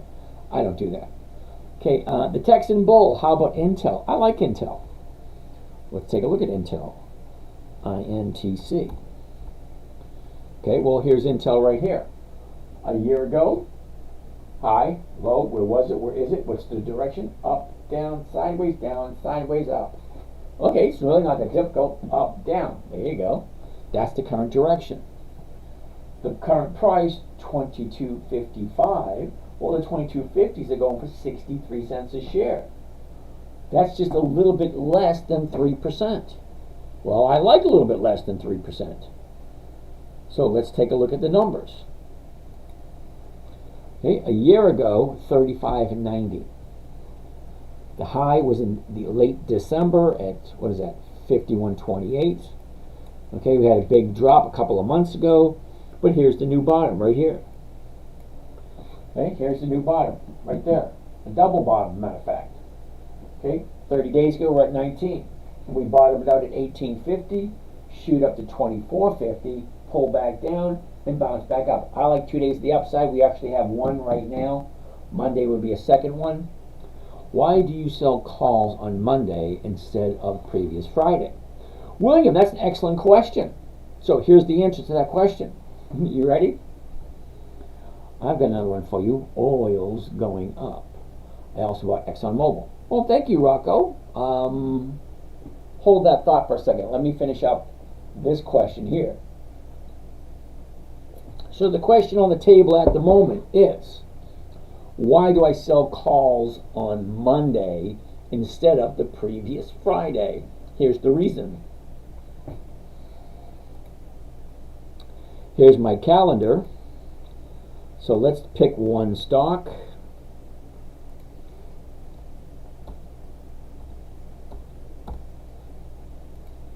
Okay, we're taking a look at this one stock right here. We're taking Texas Bull. If INTC is up on Monday morning, do you jump in or do you wait until the next day? No, I would actually look at Monday morning. Because if it is up on Monday, that constitutes 2 days to the upside. And then it would depend on the numbers. But let's finish. Whose question was this one? William? Okay, William. Now, when I say I buy my stocks on a Monday and I sell the options on a Monday, okay, the reason why I don't sell them the previous Friday is the current option's still active. You cannot sell two options off of the same stock. You get one at a time. So if I sell, okay, here's APA, right? Apache. So if I'm going to buy Apache, I'm going to buy it on the 7th, which is Monday, because it's 2 weeks before on a Monday. I'm going to buy the stock on a Monday, sell the option on a Monday. The option expires at 4 o'clock, actually expires on Saturday, but the last trade is 4 o'clock on a Friday.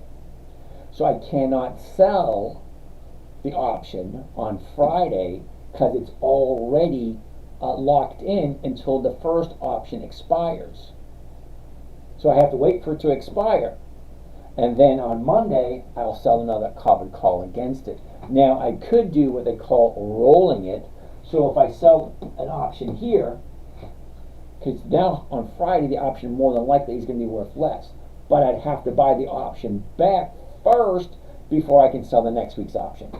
So you have to have an option that expires, or you have to buy it back before you can get in and sell another one. But you're right, if I sell it on Friday, I get more money. However, I can't sell it on Friday because it's already locked up with the current week's option. I actually sold the weekly puts on them, the 124 puts. Okay, great, 10 contracts expiring 11. Cool, that's great. I love that strategy. It's wonderful. Okay, ExxonMobil, let's take a gander at it. So the way it sounds, Rocco, the way you're talking and what you're showing me, you're not looking for cash flow, you're looking for capital appreciation. Big difference. Okay? I could honestly care less about capital appreciation. I just want to make sure that the company's consistently profitable. Their dividends consistently increasing. Okay? That's what I'm looking for. ExxonMobil.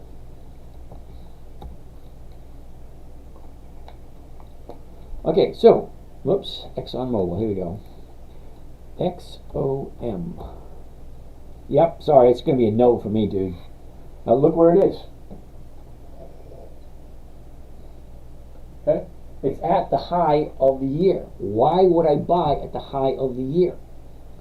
Okay, real estate flipper. Do weekends have time decay?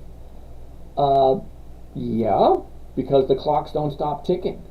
Okay, so Friday to Friday is not 5 days, but kind of is 5 days because you get Monday, Tuesday, Wednesday, Thursday. There's no trading on Thursday and Friday. But they still count them because the days do tick away. It is time value. Rocco, there's nothing wrong with that at all. Now, when you get to retire, it's a different scenario. Okay? And I do agree with some of the stuff you're doing. But I don't teach it here because teaching it here, it gets confusing. Okay, the trading strategy that I teach here, that I give away for free, was created for my 9-year-old daughter. You're retired? Cool. Now, do you have... All right. My assumption is that you have more money than you need. Because if you're making the trades that you're making, you're taking more risks. No trading on Thursday and Friday. I have no idea what that is. Okay. You're retired, great. So I'm assuming you have more money than you need because some of the trades you're doing are a little bit more risky. Okay, so the people that are here that are new, they're just getting started. Yeah, there's a lot of trading strategies out there that are great, and you are talking about a lot of great ideas. Why did you say no trading on Thursday and Friday? I didn't say that. I was repeating. It was a question on YouTube. Okay, so 145. I didn't say that. It was just a question I was reading from somebody over on YouTube. Because remember, you guys aren't the only ones on the dance floor. Okay, I got Facebook, Instagram, TikTok, Twitter, and 2 YouTube channels.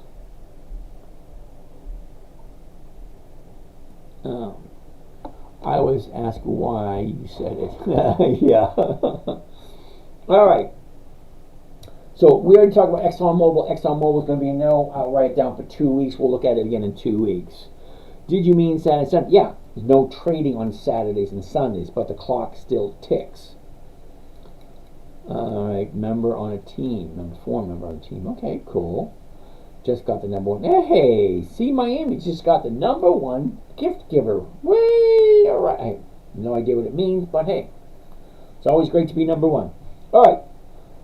Next stock on the list is MDT, Medtronics, MDT. Here we go, Medtronics. First thing I always want to see. Yep. First thing I always want to see. The high, the low, where was it, where is it, and what direction is it going? Great. Then we take a look at the, now, someone was asking me about the 1% really quick. Well, simple. You take a quick look at the chart. Okay, high, low, where was it, where is it, what direction is it going? Great. What's the number? 89. What's 1% of 89? 89 cents. $89, 1% of $89 is 89 cents. So the 89 is going for 42. 42 is half of 89. No, thank you. So it's no to MDT. No to MDT. Ooh, Marathon. M-A-R-A. Now, just to let you know, I do own some Marathon. So let's keep on going. Are you talking about LUV and someone making 1%? We the people. Let's take a look at LUV after we finish up with Marathon. So hang tight. I'm going to do that one next. Marathon. I do own some Marathon, just to let you know. High, low, where was it, where is it, what direction, up, down, sideways. Currently at 16.27. The 1650s are going for 58 cents a share. That's 3%. Close to 3%. I love 3%. I actually own some Marathon. We the people. Yes, I'm a big firm believer in we the people. We're going to take a look at LUV in 1 second. Hey, Bama Redneck just got here. Cool beans, dude. All right. That's right. Redneck, you mentioned that you're taking your wife out to dinner with all the money you made this week. You said we asked you last night. She said, nope, doing that tomorrow night. Hope you guys had a good night. All right. 1627. I want to take a good close look at this because the numbers here are working very nicely. I like it when they work nicely. A year ago is the bottom of the year, 699. Look at the top. She goes from 699 to 34. That's 400% increase from 6 to 34. That's a nice increase. She pulls back. Look at our last 30 days. Here's the last 30 days. 30 days ago, around 14, we dropped all the way down to 13. Okay, up, sideways, up, back down again. There's a bottom here. 1, 2, 3. 3 days to the upside. Awesome. I'd love to jump in on Marathon on Monday. I'm actually writing it down. A-R-A-N. I am circling it. That's a definite for this week. All right. What would I say? Oh, next. We the people wants to take a look at LUV, Southwest Airlines. That's going to be a no, dude. Sorry. Really quick. Wasn't that quick? Why was it a no that quick? Samuel, how are you doing today? High, low. Where was it? Where is it? What direction is it going? Look, it's actually at a 30-day high right now and coming down.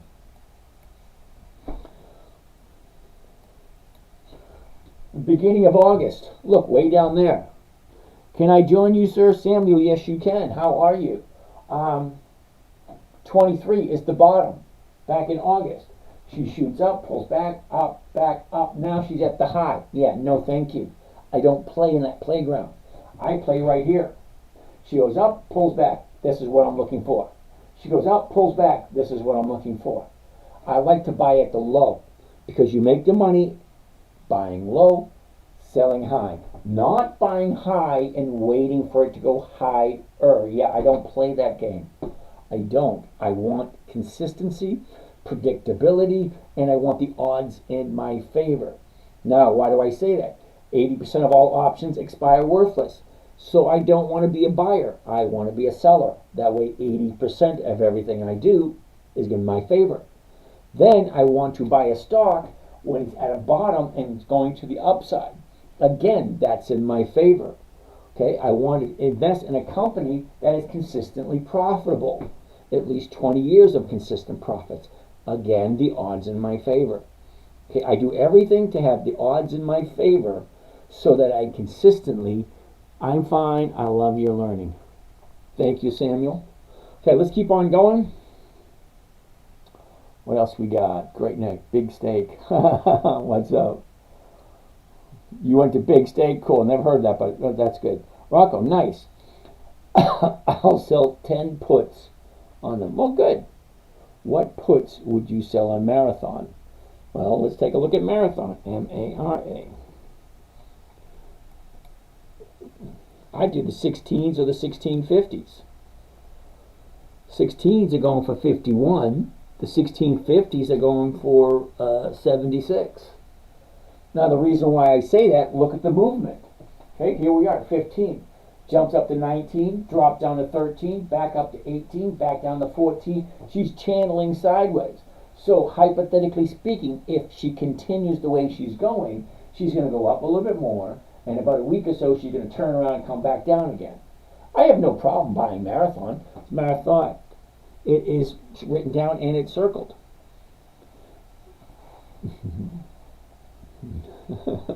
Okay, so let's keep on going. NVIDIA. I'm going to say no to NVIDIA, and here's the reason really quick. Okay, number one, the book value on NVIDIA is around $2. So you're paying 100 and whatever. Last time I checked, it was like 110, 120. Wait, isn't Marathon oil, gas? And no, it's not. Marathon is Marathon Holdings. Okay? Big difference. I thought puts were not part of this method. Puts aren't part of this method. He asked me if I was going to sell a put, which one would I do? Huge difference between asking me if I would do something and what am I going to do. So, Flipper, you're right. Marathon Oil, Marathon Gas Station is MRO. Marathon Holdings, totally different company, MARA. Oh, never mind. They had negative PE earnings. Yeah, okay, whatever. But anyway, where are we? Yeah, I don't pay attention to that stuff, Rocco. Lisa, how are you? I came in as you said this was a yes for the week. What was that stock? I'd like to look at it. Oh boy. I think that was Marathon. M-A-R-A. It was yes for me. Because I already own it, number one. Number two, I like the numbers. They're very favorable. 1631. Well, the 1650s are going for 58 cents a share. Micron 105 calls next week. Thoughts? Big Pasta, how are you? Micron. We already talked about Micron earlier. Okay. Now, Micron, I don't like it because look at the gap right here. Gaps have a tendency to fill.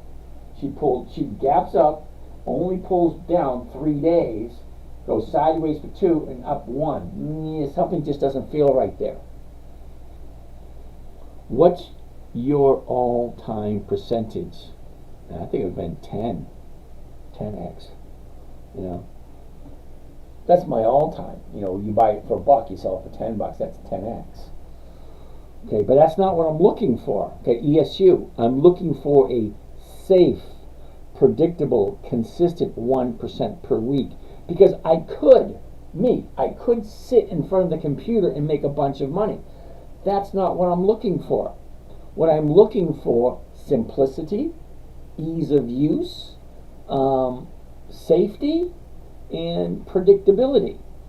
Okay, I'm looking for no risk basically. Okay, I'm at a point in my life where I don't want to risk. I don't want to sit in front of the computer. So my trading here, okay, anytime you hear me saying, hey, this is James from Dividend Stock Talk, brought to you by the 10-minute trader. You can take a look and do a Google search on the 10-minute trader, and you'll see videos going all the way back to 2010 and 2011 and 2012. It's a 10-minute strategy. You sit in front of the computer on a Monday, you do your trade, boom, it should take you less than 10 minutes. 10 minutes a day, 15, 20 minutes tops, well, that's an hour a week. So if I'm making 1% in 1 hour, okay, that's over $1,000 an hour. Urgent. Consideration of pension defined contribution benefit in calculating enterprise value. I have no idea what you mean by that. James, you were just showing us Mara. Yes, I got that one. Can I collect a dividend payout if I purchase a stock first day? Hold on.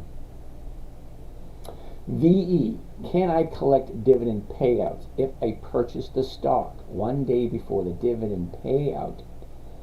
Or do I need to hold 100 shares for a year? You know, that's what I thought too. But here's the thing. You're close, but you're wrong, and let me explain that. So user 1311385. I'm going to call you Peter. Peter, what is enterprise value? I need help. I have no idea what enterprise value means because there's so much different tech. What do you call it? There's so much different. It's Peter, and I need help. Yeah, Peter, I get that. Sharon, it's my first time ever to buy and sell stocks. I love your strategy, simplicity, no risk. I need your class. Okay, well, it's here every morning, Monday through Friday.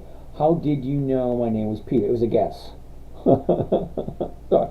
I also want to start investing with a minimum risk. Where should I start? ESU? Just sit and chill. Okay? Hold on a second. I'm kind of at a loss. Let me answer the question over here first with VE. Number one, VE, you're using the wrong terminology. When it comes to dividend stocks, listen closely so you understand. Okay, when it comes to dividend stocks, there's 4 dates to remember. You said buying it before the payout date. Yeah, no, sorry, that's not what you want to do. At what time do you start in the mornings? 9 a.m. because the market opens at 9:30. Okay, market opens at 9:30, so I want to be on at 9. I want to take a look at all the trades that are up and available, that are up for consideration.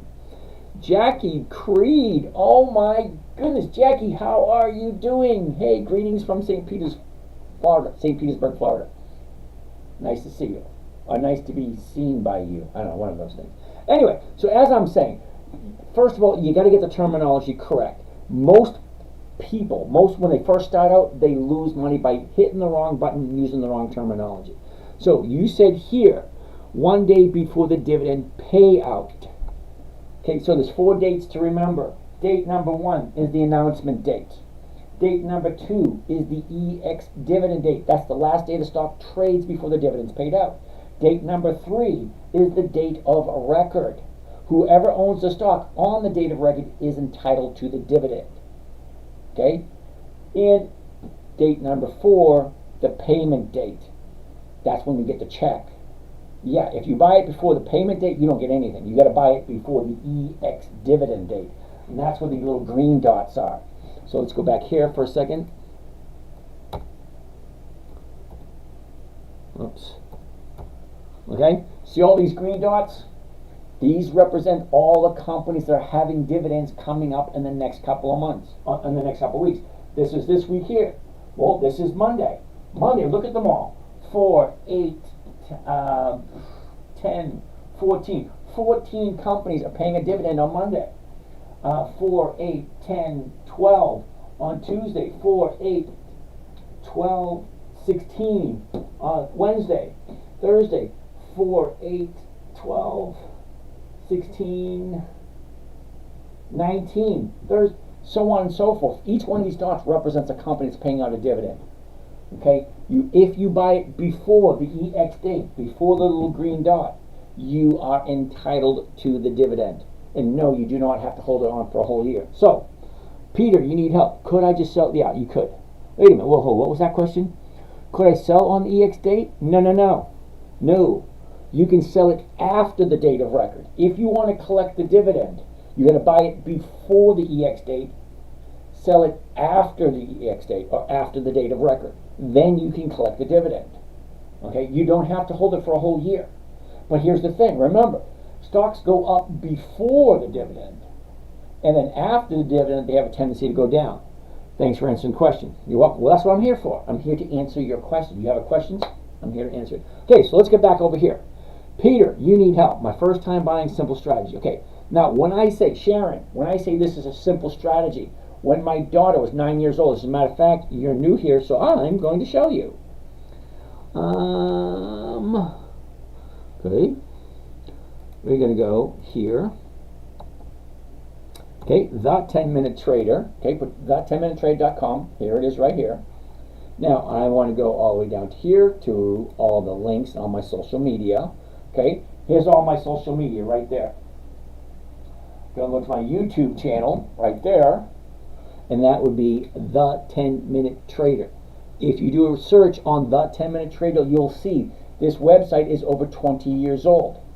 Now, I want to go to my videos, go to my oldest, and look at this, 12 years ago. Here's the princess herself. Hi, I'm Tracy, and as you being part of my internet website club thingy, which my dad doesn't like me on that, but I do.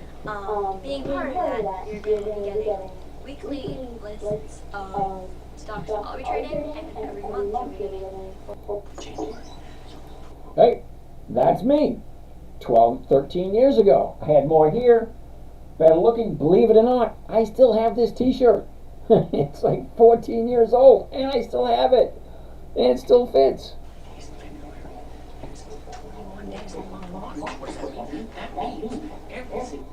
Okay, so anyway, that's who it was created for, my 9-year-old daughter.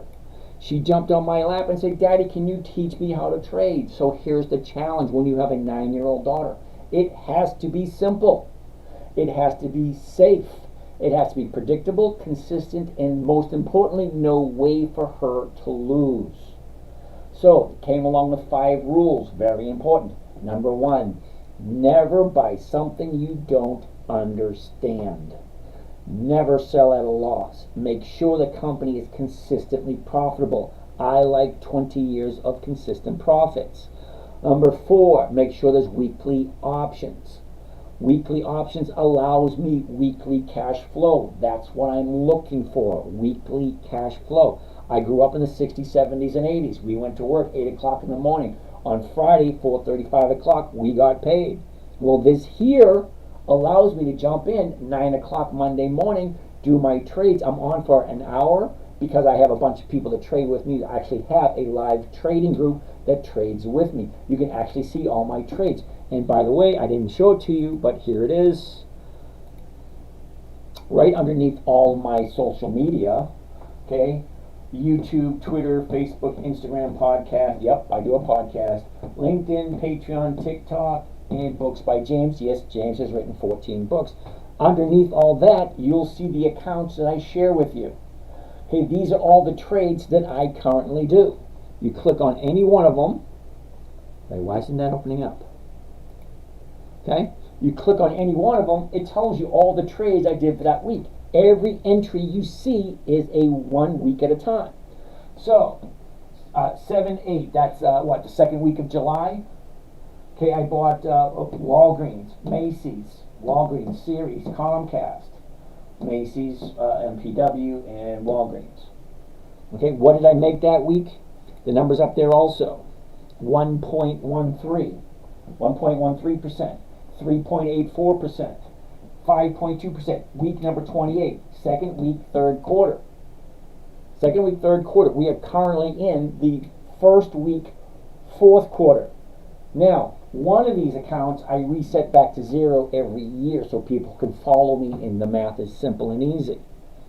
So, when I say simple, safe, predictable, consistent, all that kind of nice, neat, fun stuff, it's that for a reason.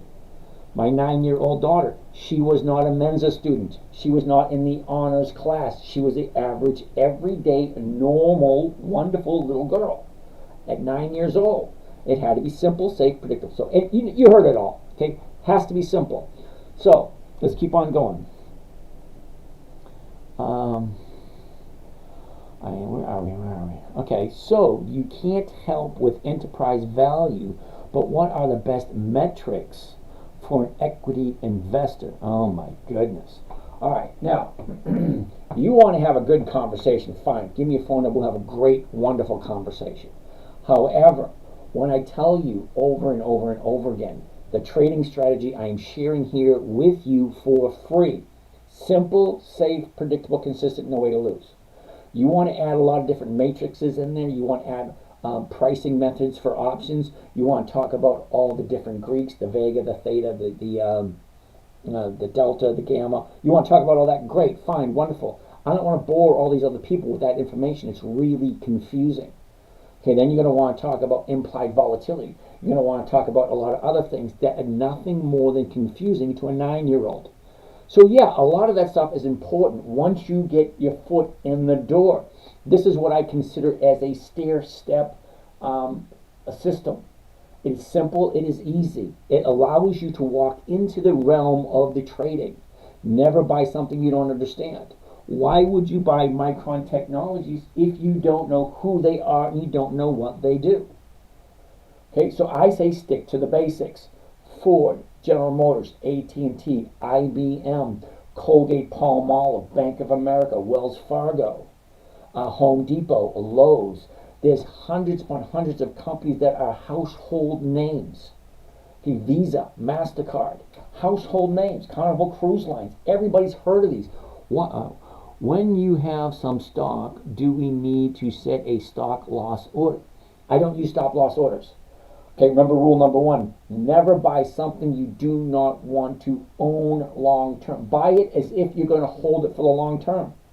What is long term? Well, that's depending on you. For me, the longest I've ever held anything is 9 months. That's it, 9 months. That's the longest I've ever held anything. And I didn't do it on purpose. I bought it, it dropped. Rule number 2, never sell at a loss. I don't have any losses. If you take a look at my, let's do it right now. Let's go here, account statement.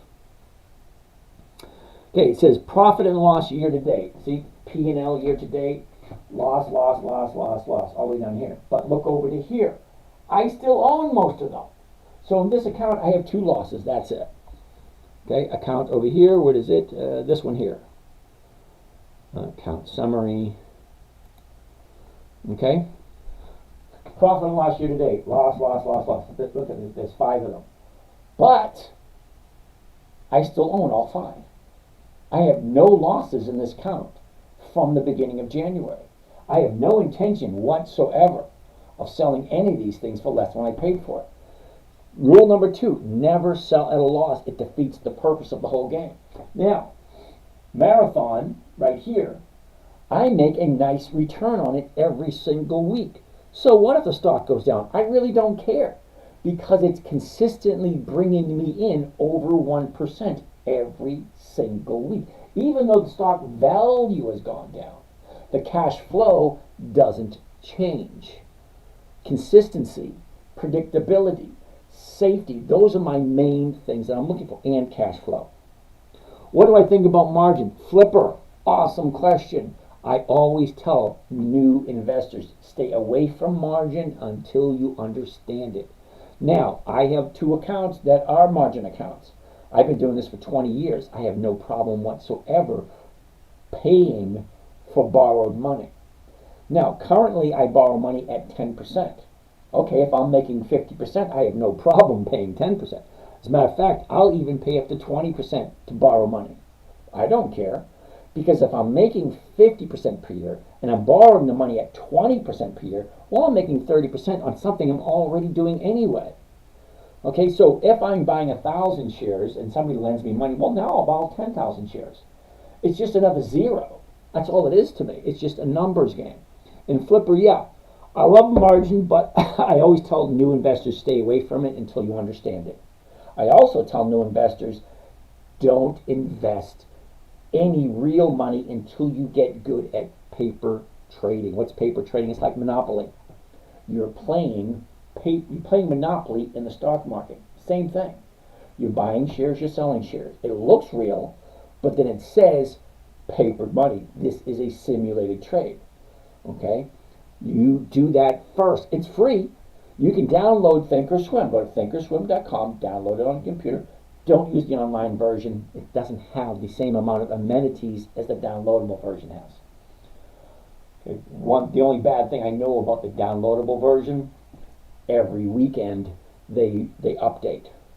So every week you can't just leave it open. You have to sign in every week. All right. So let's keep on going. Ooh, 11:17. We're almost done for the night. Sharon, you're welcome. Are you an investment advisor? No, I am not. As a matter of fact, on that question right there, you should not listen to a damn word I say. I have no college background whatsoever. I came up the hard way through the streets. School of hard knocks. Now, some of you know what that means, some of you don't. That means school of hard knocks. You do something, get knocked on your ass. You pick yourself up, you go again. Get you knocked on your ass, you pick yourself up, go again. I've lost more money in one day than most people make in a month. I've also made more money in one day than most people make in a month. I've lost more money in 1 week than most people make in a year. Okay? I lost $91,000 in 1 week because I was stubborn, pig-headed, and I thought I was smarter than I actually was. As of this date, I have not found a single person who's gotten the same phone call that I did. Mr. Gaudino, you're done. We're liquidating your positions. Nobody's ever gotten that phone call but me. And trust me, I've asked. Have you ever gotten a phone call from your broker and said, hello? Yeah, you're done. No pleasantries. No, hey, how's your day? I got some bad news for you. No. Hello, Mr. Gaudino. Yeah, you're done. We're liquidating your positions. That was a very short conversation. Fuck. Anyway, let's get back to where we were. Okay, back to where we were. He is not. All right, Russell Berner, 113. No, I'm not an investment advisor, and I do not play one on TV. That's funny because believe it or not, I used to be an actor. I was in a couple of movies. Isn't that weird? I think my claim to fame is I got invited for. My younger days. I was actually halfway decent looking when I was in my younger days. I was so good looking in my younger days, I actually got a request for doing a reading for Baywatch in the 80s. Okay, when it was the pilot, I got, because I was a professional model years ago, and I got an invitation, said, hey, we'd like you to read for this new TV show with David Hasselhoff called Baywatch. And I'm thinking to myself, oh, that sounds cool. But I said no, because I just started a family and we were in Florida, and which means I'd have to move out and go to California. Yeah, no thanks. For tax reason, is this best to be done in a Roth IRA? Chris, that is an awesome question. Okay? Will I be your investment advisor? Sorry, dude. Okay? For me to be anyone's investment advisor, I would have to go to school, incur some, what do you call that, student debt? Yeah, hell no. No. Okay? If you want to join my morning trading group and watch what I do and ask me questions, I can answer questions. I just can't tell you what to do. I could tell you what to do, but I'm not going to, because that would open me up to get my ass in trouble. And no, thank you. Ain't nobody worth me getting in trouble. Sorry, ain't happening. But if you want to join the morning trading group, great, fine. Join the morning trading group. You have questions, I'll stay online all day long to answer your questions. Okay, I think the longest trading class we did was about 2 hours. Okay, the first hour was just trading, and then the second hour was just people asking questions. How do I set up my Thinkorswim? How do I do this? How do I do that? Can you explain to me what this is? Can you explain that? Yeah, that's what you're paying for. Okay, it's not my slogan. Okay, I got it from Russell Brunson, Dean Graziosi, and Tony Robbins, and a few other people say it too. People who pay attention. People who pay a lot of attention. Okay, right here, this is all free. It's all simple. You don't need anything else than this here. Buy a good company. Make sure it's consistently and profitable. Make sure the numbers work. Make sure the chart is right. I've actually walked you through everything you need. You do not need to join the trading group. The trading group is just for people who want to want some kind of one-on-one interaction. It's not really one-on-one because there's about maybe 50 of us at this moment. I am going to cap it off. I'm not going to bring it into Triple D's. I just want to keep a nice small group of people that are serious about their trading. And yes, we do talk about other trading strategies in the trading group because it's a different set of people. So here I understand people don't know, just getting started, just want to learn. Great. For that reason, come learn as much as you want. If and when you're ever ready to join the morning trade group, hey, fine. More power to you. So Chris, for tax reasons, you're really going to need to talk to a tax strategist or a tax planner. Not an accountant, not a bookkeeper, not, I forget those other people. Not money managers, not market players, nothing like that. A tax strategist or a tax planner. If you are paying taxes, you are doing something wrong. It is your legal right to pay as little taxes as possible legally. Legally. Gotta get that word in there. Talk to a tax strategist or tax planner. Tell them exactly what you want. Hey, my name is Chris for tax reasons whatsoever. This is what I want to do, but I do not want to have to pay taxes. There you go. You ask the important question. What do I need to do do this type of trading and not have to pay taxes on my profits? The answers are out there. I haven't paid taxes in about 20 years.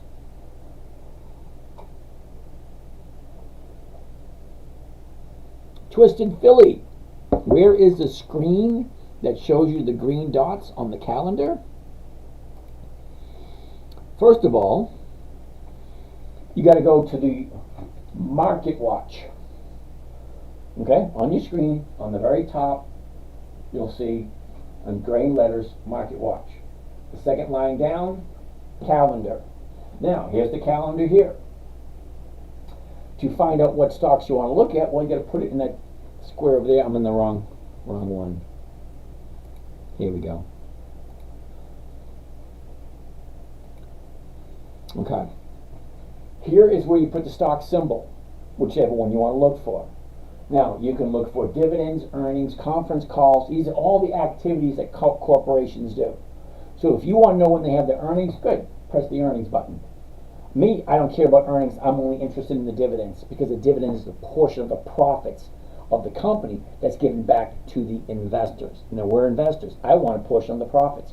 Why would I invest in a company that doesn't share their profits with me? I'm retired. I have no desire whatsoever for capital growth. I do not have the ability to take a big chunk of my money, put it aside, and wait for it to grow. That's not where I am in life. I'm in life where I have a chunk of money and I need that cash flow on a weekly basis. That's why I started this channel, because there's other people out here just like me that want to be able to trade and make a safe, consistent, predictable 1% per week, because 1% per week is over 50% per year. Okay, Steve, or Peter, no Greeks, just ratios, brother.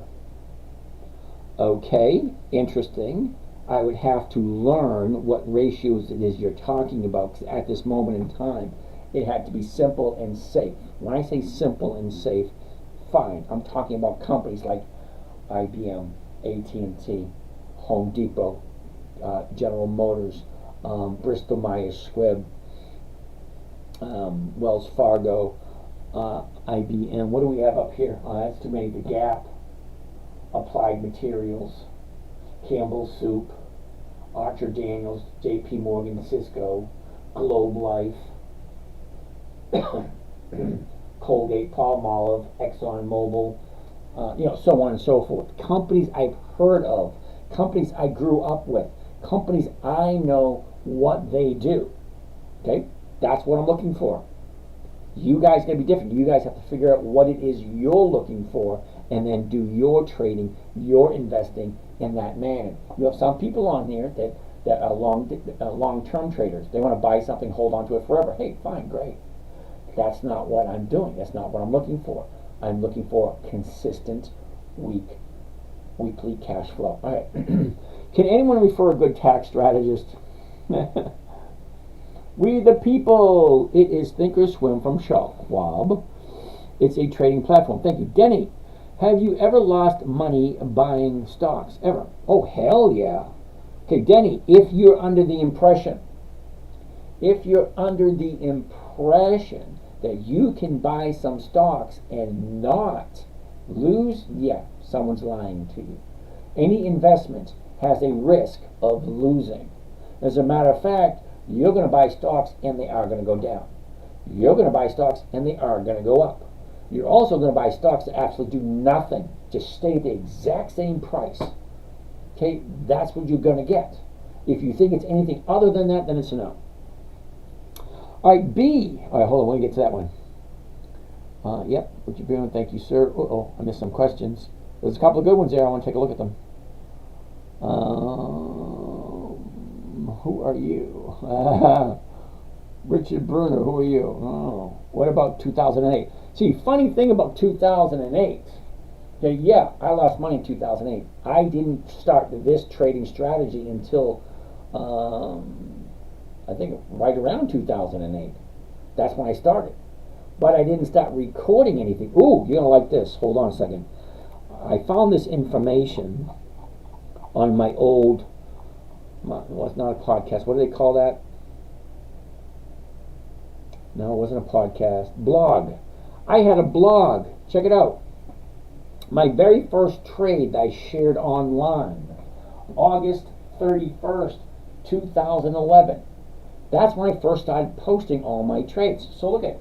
2011 starting capital 82,000, profit 32,000, 39%, 9.75% per month. That's almost 10% a month I make. Okay, 2012, it went up to 14,000. My profit was 120. I made over 105% in 2012, almost 8% per month. Now, in 2011, you'll see that I started in August. 2013, 20%. 3.34% per month. That's like 36% per month. Okay, so as you come down, look. Week 26 totals, July 6, 2013. Here, there was a huge drop in the last few weeks. We took a break from trading and waited for the dust to settle. We didn't take any losses, as this year we're looking for a no loss. Okay, great. Drop 20%, so if I have blah, blah, blah, it's all there. You can take a look at any one of these. Here's one right here. Whoops. Oh, not that one. That one right there. This one, March 2013. 2013, what else do we have here? 2011, 2012. This is that data from years ago. All right. Hard Knocks, love you already. Thanks, Sharon. Okay, so let's keep on going where we were. What other questions do we have? 2008, you have to keep stocks for 2 years. No, you don't. What's my P&L year to date? Ooh, good question. P&L year to date. Go way up the top.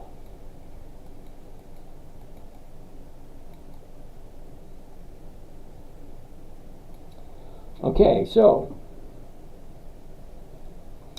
account number 1 at this moment, 46%. Account number 2, 70%. Account number 3, 10%. Now, account number 3 has only been here since July. So it's like 2 or 3 months. Okay? 10%, 2 or 3 months. 70%, and then 50%. So far this year. Now, I have 6 different accounts. I share 3 of them with you. That's it. Anyone know who Richard Bruner is? Well, yeah, Richard Bruner is one of the people in my morning trading group. Okay, let's keep on going. Oh, ooh la la, Sharon. Richard Bruner. Okay, I will be joining in the morning. Cool, Sharon. Appreciate all the info. Thank you. That's excellent. Wonderful. Thank you for your help. Just wanted to learn. Well, that's what we're here for. Save. What do you save? What do you mean, what do I save? Okay, so I have X amount of dollars in my trading account. I get 1% per week. That pays my bills. Out of that, a certain amount, small amount, goes into gold and silver, because at some point in time, the US dollar is going to go to zero, and we are going to replace it with something else. Not me, but for someone else asked, you're retired. Why should we listen to you? Well, I don't make any false claims whatsoever when I tell you, do not listen to me. Don't listen to anybody online. Do your own research. What I'm doing here basically is I'm answering questions. Okay? You asked me to take a look at Micron Technologies. Okay, well, M used Micron Technologies. Okay, let's go back here. Let's go all the way back to the beginning. You don't have to have any kind of degree. You don't have to be anyone important. You can be a third grader, 10 years old. Hey, where's the high? Right there. Where's the low? Right there. What direction is it going? Oh, look, it went up. Now it came back down. I don't need to be anyone in order to show you that. And then you can go over to any trading platform you want. The last trade for Friday, 102.25. You can go anywhere in the world, look up any financial newspaper article, anywhere. What is the last trade on Friday, October 4th of 2024? Anywhere in the world, this is the number you're going to get, 102.25. What's the bid? What's the ask? What's the volume? What's the high? What's the low? What's the close? Those numbers will be written down in history. These numbers here, they're going to disappear. Okay, these are just option numbers. They change constantly. These numbers will be looked up anywhere, anytime. I can look 20 years from now and find these exact same numbers. How many shares were traded on this day? Well, the answer's right there. What was the opening for this day? Well, that's it right there. What was the high? What was the low? What was the close? You don't have to listen to me. I actually encourage people, don't listen to a damn word I say. Do your own research. If you like Micron Technology, well, here's all the information. I'm telling you what I do. I'm not giving any advice. Okay? Okay, I'm not giving any advice at all. I always tell people, don't listen to a damn word I say. I don't know you. You don't know me. There's only a few people here that I've actually called and talked to and had a nice conversation. There's only 2 people here that I've actually met in person and had a conversation with. So for the rest of you, do your own research. Micron Technology. Well, what's the high? What's the low? What direction is it going? I can almost get a monkey to tell you, hey, where's the high? Right there. Where's the low? Right there. What kind of education do I need in order to be able to point at the high, point at the low, and say, oh, that's the direction it's going? Okay? Do I have to work? Do I have to be employed to tell you what these numbers are? This screen here is live on YouTube. You can go on YouTube and see everything I'm pointing out. This is not my information. I don't own any of it. I just read it. I interpret it. Well, what direction is it going? What's going up? Well, what has it done for the last 30 days? Well, here's the last 30 days right here. The 30 days ago, that's where it was. The bottom, right there. The top, right there. This is what you call a gap. It's all elementary shit. It's all simple. Why are you making it complicated? Why do you want to give me a hard time? Okay, I'm just reading the numbers on the screen. You can do it yourself. You don't have to be here. Okay, if you don't want to listen, don't. I encourage people, don't listen to me. Do your own research. And then here's the number 1. Does it make sense? Do I like Micron? You don't like Micron? Great. Well, let's take a look at Ford. Okay, Ford. Here's Ford. Okay. High, low. Where was it? Where is it? What direction? Well, it went up, sideways, up, down. Now it's going sideways again. What's the current price? The current price is $10.56. If I buy it at $10.56 and I sell somebody the right to buy it from me at $10.56, I'm bringing in 22 cents a share. Well, 22 cents a share on a $10 stock, that's more than 1%. 1% a week is more than 50% a year. It doesn't take a rocket scientist to figure this stuff out. You've just never seen it before. Most people have never seen it before. Most people think 50% per year is not attainable. Well, I really don't care if you believe me or not. I'm not here to impress anyone. I'm here to create a legacy for my children, my grandchildren, my great-grandchildren, who don't even exist yet. But at some point in time, they can come and they can look at all the historical videos that their grandfather did, Papa G, that's me, and say, hey, what was Papa G like? They can act. I'm not doing this for you guys. I'm doing this for my grandchildren, my great-grandchildren. All right? Got it. We are listening. but we should not listen to you based on your words. Yeah, I'm telling you. Okay? F is for Ford. High, low, volume. Where was it? Where is it? Okay, what are the numbers? Great, that's what they are. That's what I'm saying. Great, now you go look at them. You confirm yourself. It's called fact checking. So it's like at the presidential debates or the vice presidential debates. You blurt out an answer, well, let's fact check it. Is that true? Fact check me. Is that Ford? Is that the last traded price? That the ask, the bid, the high, the low, the close, the volume? Is this what the numbers are? Now these numbers are going to change first thing Monday morning. As soon as the market opens, that bell goes ding, ding, ding, ding, ding, and all these numbers are going to change. But the math never changes. What am I buying it for? What strike price am I selling? What am I collecting as a premium? What percentage rate of return is this profit off of my investment? I'm just giving you a roadmap. Do your own due diligence. Find out, am I right or am I not right? Which list is that up there on the calendar? That's a lot. Oh, Mike, no. That right there, that's not a list. Okay? That is all the stocks that are available. So if you click on this, and then this is where you put the stock symbol. So if I put a stock symbol in there, Dell, D-E-L-L, whoops, D-E-L-L, I hit enter, only one shows up, Dell. Okay, so if I go back there, see where it is right there, it says Dell? If I hit the back button, and then I hit enter, well, these are all the stocks that are paying a dividend. Yeah, I don't, no. I have my own list. Okay, Michael, you know that. I have my own specific list. Dividend Kings, Dividend Aristocrats, Dividend Champions, Dividend Contenders, Warren Buffett's list, the companies that are over 100 years old. I even have the top stocks in the biggest ETFs. Okay, let's keep on going. If you don't want to hear from you, why are you here? Okay, Becca, what I said, the reason why I'm here is I'm creating a legacy for my children and grandchildren. Hold on. Albert, thanks for giving us this awesome roadmap and pointing out things I never knew existed. Made 4.1% the first month since following you. Albert, I'm going to expect my cut in cash. No, just kidding, Albert. Albert, I'm great.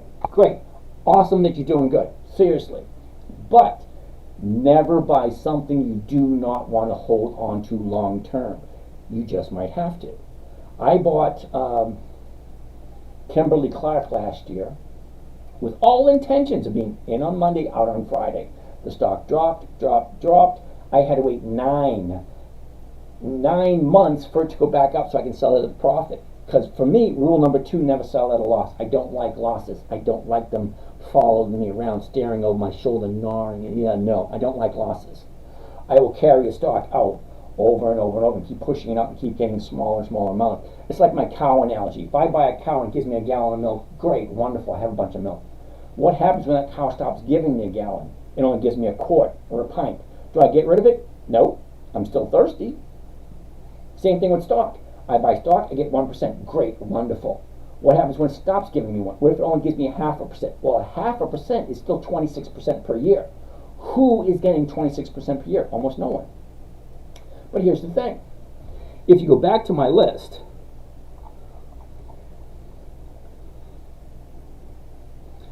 okay, so you'll see some weeks 3.3, 1.5, negative. This is the only loss I've had so far this year. Negative 0.15. I lost $150 that week. Okay, but every other week I made money. 0.6, not 1%. 0.6, not 1%. 0.6. 1.2, 0.71, 1.2, 1.6, 1.1, 1.1, 1.2, 1.5, 1.2, 0.9, 3.9, 4.6, 2.3, 2.3. Okay, I can keep going all day long. I say I average 1% every week. Does it work every single time? No. Some weeks I make less than 1%. Most of the time I make more than 1%.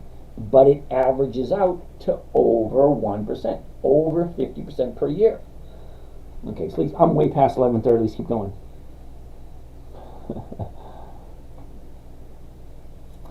Where was it? Where were I? All right, here we are. ESU, I had the first question and you skipped my question. I would like to talk more about this with you. Thank you. Okay, cool. Peter, do not listen to me. Do not listen to a damn word I say. Well, great. I'm glad you listened to that part. Okay, why didn't you listen to the other parts? Okay, I would like to talk more about this. Cool. Right, ESU, you really want to talk, send me a phone number. I'll give you a call. Okay? Nobody, do you buy call options and dividend payout date? Nobody, first of all, you weren't listening very well. I do not buy options. 80% of all options expire worthless. Why would I want to be on the losing end? Think about it. There's two people, option buyer, option seller. 80% of all options expire worthless. Why would I want to buy and be in the 20% group? No. I want to be in the 80% group. I want to be a seller. I'm not looking for big, huge gains. I'm looking for 1%, only 1%. It's simple and it's easy. Adults have a tendency to make this more complicated than it needs to be. Remember, it was created for a 9-year-old little girl. I love my daughter, I do. Okay, but let's keep on going. Thank you, ESU. Back in the call, I appreciate what you're doing for us. Okay, thank you. Why not record? Okay, why not record for your grandkids? I am recording for my grandkids. What I told you, I'm not doing this for you guys. I'm doing it as a basis for the new company I'm going to be starting in maybe a year or two. I'm actually going to have my own stocks that I sell, and I am going to have dividends paying starting out at 20% per year. So you get all these companies here, they have an average yield, between 2 to 4 or 5% if you're lucky. Yeah, mine's going to be 20%. But here is the what do you call it? The legwork, the initial foundation. So I'm actually building the foundation of my next company that I'm going to be doing in a couple of years. So people can actually go and look at historical records. Yeah, well, this is what he's doing. This is the returns that he's been making. These are the trade. Everything's going to be there for people to look at.